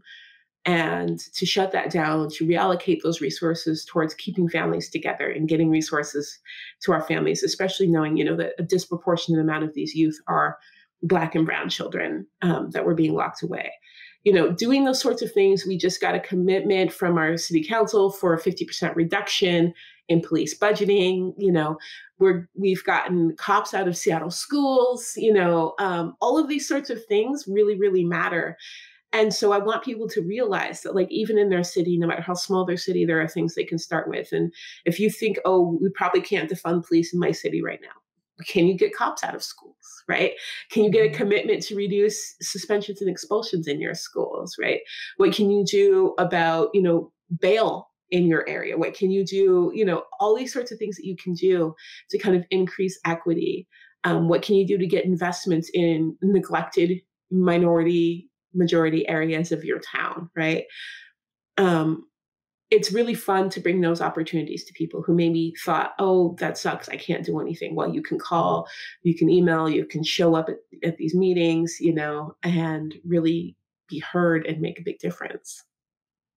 Oh, wow. You're so damn impressive. I swear to God. It's amazing. Okay, I want to move on to my favorite part of the show, which are audience questions. We have about 5, and I think they're really good. They're kind of, there's a couple that are like, oh, okay, that was interesting. So I think that we'll have like a good time sort of talking through some of these comments. Okay, so I will start with Mallory from Minnesota. She writes, how do I bring activism work into my workplace and help others see the importance of this work? For example, I want to be a school guidance counselor currently in grad school, and I often have gotten dismissed in past jobs when requesting trainings or recentering conversations about change to social justice topics. Ooh, that's tough. That's really tough, right? It really is. And I would say one thing that I find helps is there's a couple of different approaches you can take. If you are a BIPOC person, especially looking at this work, because honestly, those are the people most at risk talking about these issues, right? Find allies who have power, who say these things matter, and talk to them and ask for their assistance, ask for their backup. A lot of times just having that person with a little bit of power say, oh, I agree with this, can really go a long way. One thing I would say is to pick one step of the system that might be holding BIPOC people back. So look at your hiring process, look at your, the way you're setting up company events, look at your training process, right? Look at your review process. Find one step that might be in the way of employees of color and focus on that one, and then get people to support it. Because if you can speak to that one issue, talk about why it matters, get other people to say, oh yeah, that's good. And you're not asking for the moon. I find that focusing on the process works better than focusing on like a training. Studies are actually showing that a lot of these trainings don't work. They don't work. Just like, why is that though? They don't work because it immediately builds resentment, and resentment that actually pushes people away from doing the work. And also because it actually makes it feel like these things are up for debate in a way that they're not. The way that I really feel when we're talking about bias, when we're talking about racist behavior, that's not something you train out. That's something you say, this isn't appropriate. This is what is appropriate and what is not. Don't do this, or you will be fired, or you will be written up, or this is the process that will happen if you do these things. I try to tell people there's a reason why we don't go punching our coworkers in the face, even though we really want to, right? It's because we know it will cost us our jobs. And there's a reason why people can say racist things to their coworkers whenever they want. They know it won't be a big deal because they know at worst they're going to have to sit through a boring movie on why racism is bad, right? So I don't actually believe that the standard DEI approach of we're all going to watch this film, we're all going to try to empathize with BIPOC employees, it actually does anything for people who don't already know that this is bad. What I think helps is recognizing what the offensive behaviors are and saying this behavior is unacceptable and this is what happens if you continue this behavior. This is the process with which we deal with racial aggression. This is the process with which we deal with racial discrimination. This is how we define it, and this is how we figure it out and what happens.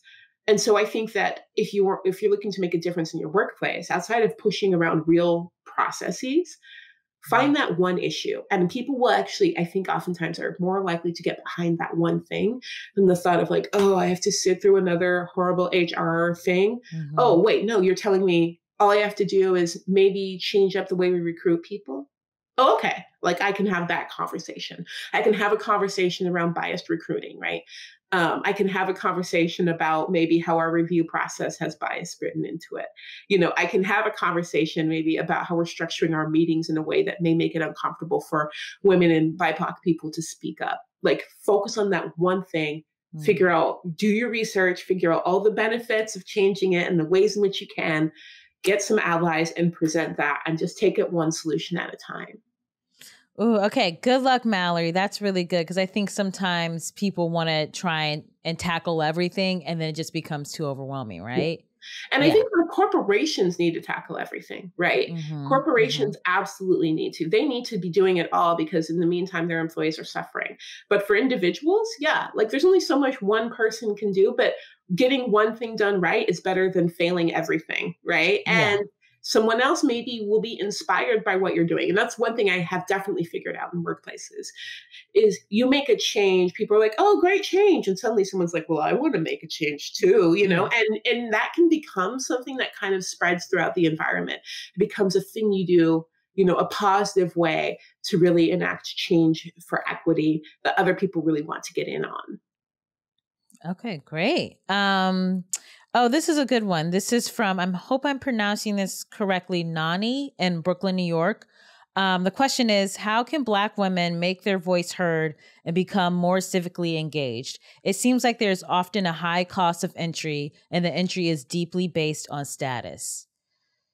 Oh, yeah. Yeah. And I would say it's status, it's color, right? Like, I think like my entry into this space as a light-skinned Black woman was definitely a lot easier than it has been for darker-skinned Black women. The way I speak growing up in Seattle with college education, of course, eased my way into this space. And it can be really, really difficult. And I would say, first and foremost, whatever your interests are, find a space online first is always usually best that aligns with your interests. It exists. Like if you think of who you are, think if you could surround yourself with people who would enrich you, like intellectually and emotionally, who would support you and who would get you, find that space first so that you have that support network for your voice. So that you have the people who are going to up you when you need that. You have the people who are going to counsel you when you need that, who are going to comfort you when you need that. And it exists. Be specific. When I tell people like, no, trust me, just start Googling it, start asking around, look, get online on Facebook, search through groups. You're going to find that like Black nerd sci-fi fan group that also loves politics, right? Like, and you can be there. You're going to find that like QT POC group that's not going to misgender you, right? And you can learn and grow and get confidence in your voice, and you will have a space to go back to, because when you get out into the world will try to convince you that no one is like you, that your voice isn't valid, that, you don't have anything to add, and you need a control group that says, wait a minute, since when? Absolutely, you matter. And what you're saying is great. Here's some more information, people you can run things by. So find that support network first, and then get your voice out there and make sure that your support group knows your voice is out there. Don't hide it. A lot of times we step out really secretly. And I know people who will like publish whole essays and not tell anyone in their life they wrote this essay. And instead, what you need to be doing is saying, hey, this really matters to me. I would love to get your support and feedback. Get that community support for your words to get it out there. Have that control group that will push back against that really harmful messaging that tries to tell you don't deserve to be there.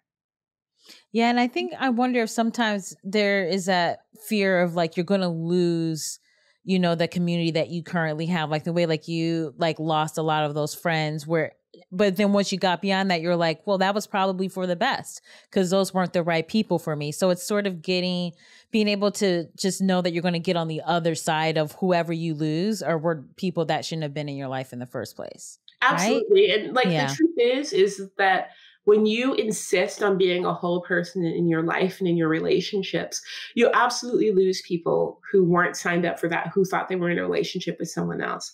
But everyone else that comes into your life knows what they're getting. And the footing, the security you have, it's not going to be perfect. You'll still have issues, but your ability to navigate those issues, to work things out, to build trust is so much improved if you just say, no, this is me, and this is what I tolerate and not, this is what I expect from relationships. And being my friend, being my community member means hearing and caring about what's impacting me as a person. Yeah. Okay. So this next question is, this is kind of a doozy. I'm like, okay, how are we going to talk about this? Okay, but let me just read it and then we can go from there. Okay, so this question is from Tony in Nashville. Okay. I have a couple of friends who are API and light-skinned Latinx who, in trying to embody principles of transformative justice as we work towards liberation, expect me, a white woman, LOL, ugh. Which, come on, you don't have to do all that.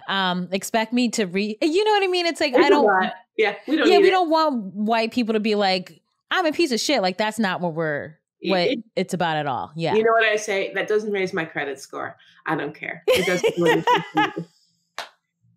Oh, I love that. That doesn't raise my credit score. That's good. Okay. So expect me, a white woman, to reach out and listen / hold space and spend money on them while they do not think they need to do the same in return. As in, they won't do emotional labor for me, even unrelated to race, because having to invest emotional labor in a white person is triggering for them. Okay, While I totally get why they have come to those expectations, white supremacy is insidious and deadly and gaslighty a gajillion %, I don't feel cared about in these two relationships, even after talking to them about it. I feel more like their token white friend / therapist / seamless fairy godmother than their friend. Obviously, we can't take our relationships out of context, but I wonder if identity politics, are are playing too big of a role and trying to pay reparations through interracial relationships is empty and draining instead of a nourishing mutual relationship. Is that not a whole lot of a question? It's a whole lot. It's a whole lot. And there's a couple of things I would say. One is I'm going to kind of say that we likely have somewhat of an unreliable narrative here, right? Like, yeah, absolutely. You know, it could be a weird, bizarro friendship that's like, you owe me, you're white, give me things, and I will never give you anything in return. Okay, well, that sounds like a shitty friendship. I will say that I absolutely believe in reparation. And I think that we should give reparations that have nothing to do with our personal relationships. We give reparations because we benefited in, general from systems of oppression, and that's how you give reparations. And so it's not necessarily your friends that you would look to like give you things. I would absolutely say that it is important to have boundaries in interracial friendships as to what is draining and what is giving, right? And to recognize that when it comes around conversations of race, you know what? I am absolutely fine with white people feeling drained at the end of those conversations, because you don't actually have to feel drained any other time. You get to go through all of your day not feeling drained by being a white person. And, okay, you have to hold a little space for your friends and you feel drained at the end and they don't. Good, because it's usually the opposite. They're walking around feeling drained all of the time. And maybe this is the one chance they get to not. And that is fine. That is actually something you do for friends.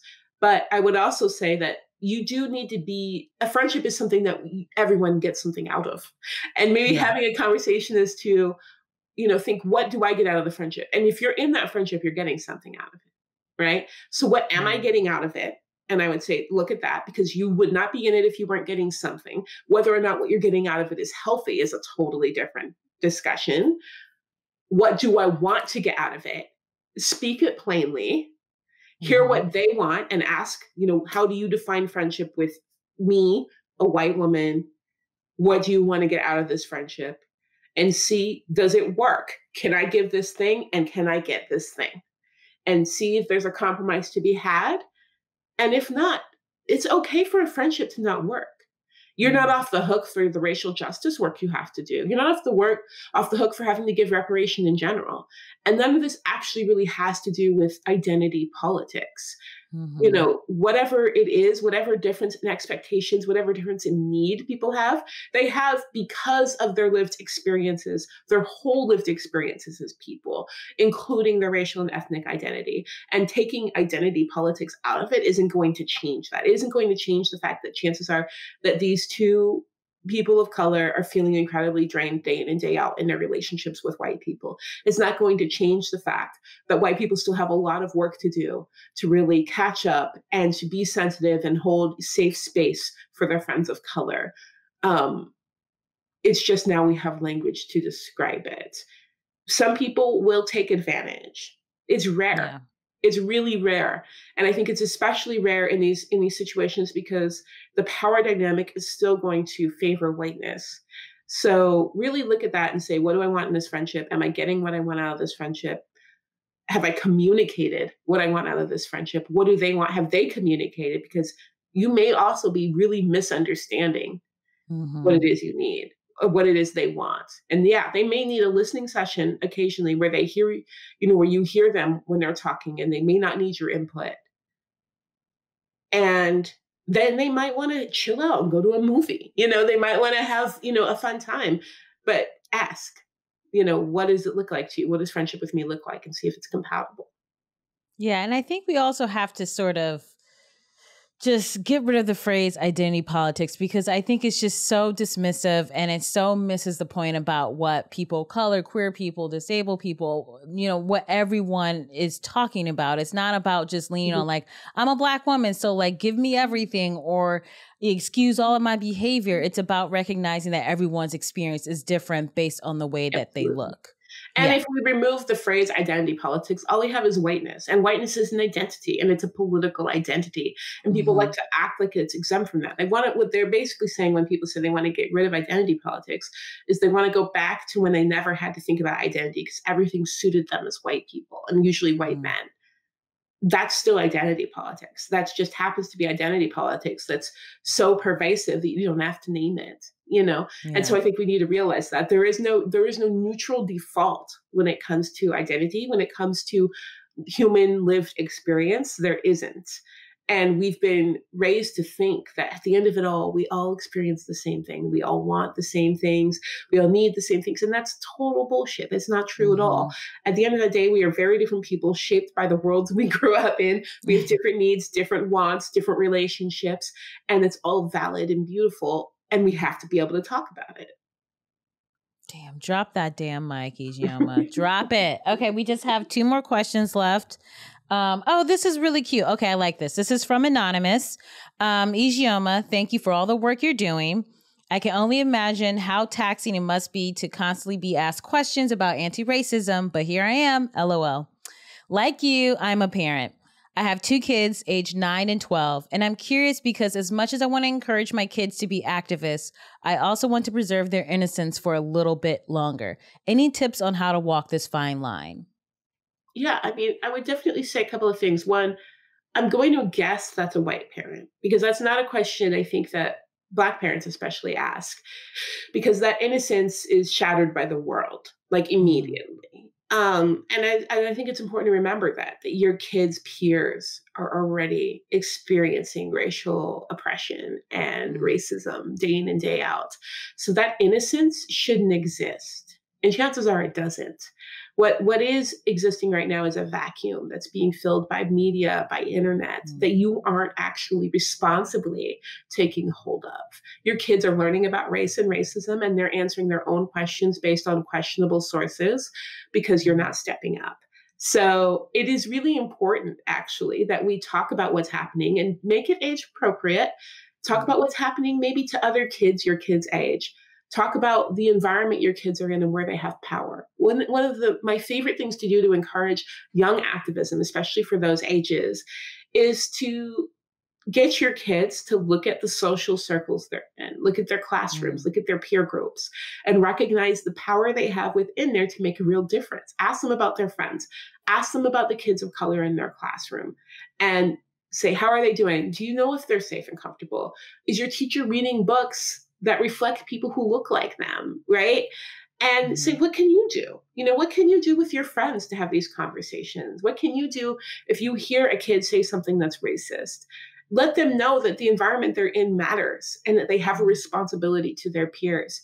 Because a lot of times, I like to say that we would never raise a kid without putting him in a math class and say he's going to be an engineer when he grows up. But we raise our kids without ever teaching them how to be anti-racist and then say they're going to be anti-racist when they grow up. They have to practice. They have to know what to expect from society. And you shape that expectation by telling them how you expect them to fulfill their roles. They're not going to just turn 18 and suddenly know what to do. And it also makes the world less scary. They're reading the news. They're reading the headlines. They're seeing what's happening. They're very afraid of what adults are doing and how adults are messing this up. And letting them know that at least in their classrooms or at least in their friend groups, they can make a positive change is really empowering, and it makes the world a lot less terrifying. Ooh, that was great advice. Okay, Anonymous, I hope you were listening. And our last question is, this is a really nice one. Juliana from Reno, Nevada. She wants to know, how does someone who hates conflict get better at speaking their mind? And I think that is even not just anti-racism conversations. I just think in general, conflict scares a lot of people, right? Because you're afraid of it's uncomfortable. You're afraid that like you guys aren't going to like each other anymore, that this version of you that the other person is seeing you as will be shattered. And I know for me, like one of the things that's key is if ever I had to have sort of an uncomfortable conversation with someone, I will run it by like my friends and like my boyfriend and just sort of talk it out and be like, these are all the sort of possible scenarios that can happen if I say X, Y, Z. So that way, at least going into it, like I'm not controlling the narrative, but I'm at least prepared for, okay, if a person responds this way, it's not going to throw me off my game. And I can still feel like it was worth it for me to express myself. Because what you don't want to happen is you just hold everything inside and then nothing ever gets resolved. Yeah. Absolutely. And I would say to add on to that, know what success might look like for you. So a lot of times I think when we're like, okay, you know what? I'm just going to do it. I'm going to do it. And we like get psyched up and we're like, blah, blah, blah, blah, blah, blah, blah.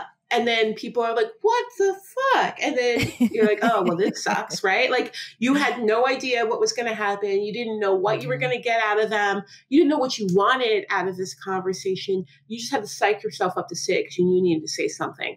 And then when people are like, what am I supposed to do with this? You're like, I don't know. And then it falls apart, right?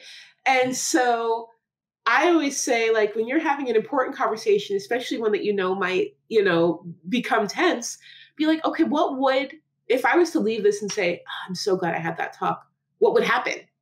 Because one of the first things that often throws people off is you blurt out what you're saying and people go, what do you want from me?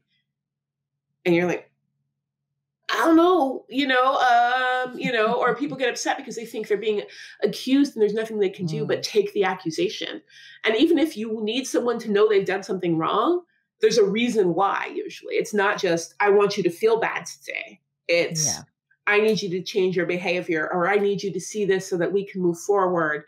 So no, like, okay, if this ended, we talked this out, what would our relationship look like after this if it was successful? What would come from this conversation if it was successful? Knowing that is going to give you strength. It's going to stop people from being able to pull you away from your points because you're like, no, actually, this is what I mean. Because people, oh, you just want me to feel bad. No, I don't. I want this. I need this. This is why why I wanted to have this conversation. And it will help you kind of steer the conversation in the right way.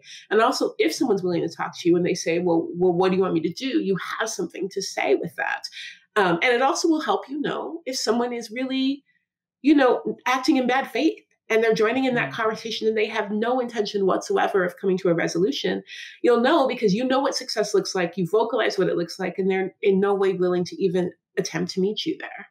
Well, I gotta say, this has been an amazing hour. I always get so nervous talking to you, to be fully honest. I'm like, you're just so smart and you're so wonderful and you're so necessary in the world. And I just am always so grateful that you can make the time to chat. And I think as we're going through the next months, years of whatever this country or the world is going to end up looking like, I think people like you are always going to keep showing us the way and always keep like encouraging us to then keep doing the work as well, because it's not just to put all the pressure on you, it's for all of us to be like, oh, this is what we can do based off what we see. So I thank you so much for joining me today on Black Frasier. If you guys have not picked up your copy of So You Want to Talk About Race, do it now. And then you have another book coming out, yes? I do, in December. Yeah. That's exciting. What's it called? It's called Mediocre, Dangerous Legacy of White Male America. So it'll be pretty straightforward title, I guess. That is the best title ever. Well, babe. Talk about supersized episode. Yeah, that was a pretty good one. Yeah. Not gonna lie. Well up there. I'm impressed. Me too. Okay, since this episode's long, I'm just gonna get straight into, the Black-owned business. As you guys know, we want to support Black-owned businesses, so each episode we shout one out. Mm-hmm. And so today,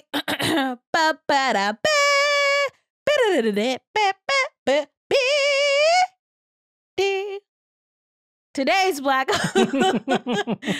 Black-owned business is Melanin Hair Care. Ooh, good name. So fantastic. I use I want to get the exact name of the hair oil that I use. It is the Melanin Multi-Use Pure Oil Blend. I use it all the time, every day. I put that stuff on it. I live by it. I swear by it. It's like hands down my fave. So iconic. You can follow them. You go to their website, www.melaninhaircare.com. I believe Whitney, who owns this company, they just got into Ulta Beauty, which is huge. That's really big. And if you want to follow them on Instagram, you guys know what I'm about to do. Link is in the description below. So if you guys want to follow them on Instagram, Melanin Hair Care, that's M as in Mercy, E as in Eagle Scout, L as in Lieutenant, Oh. A as in Aspiration, N as in Nuance, I as in Inspector. Oh, Inspector, N as in Never, H as in Harold. I'm not even going to ask who Harold is. A as in Avenue. I as in Irrepressible. R as in Rumination. C as in Core blimey. This has gone on very long. A as in Apple. R as in what's an R word? Robinson. That's my last name. And E as in Elijah, Book of Elijah. Wasn't that a Denzel? Oh, no, it was Book of Eli. Was a Denzel Washington movie. Was it Eli short for Elijah? Sure. To repeat, that is... Every time. Go to melaninhaircare.com, you guys. As always, you've been fantastic. I think it's time for credits, babes. What do you think? Credit time. Host, Phoebe Lynn Robinson. Producers, Phoebe Lynn Robinson, British Bake Off. Editor, British Bake Off. Theme song, Gavin Turek. Interns, Sasha and Malia Obama. Just because you speak it in every week doesn't mean it's going to happen.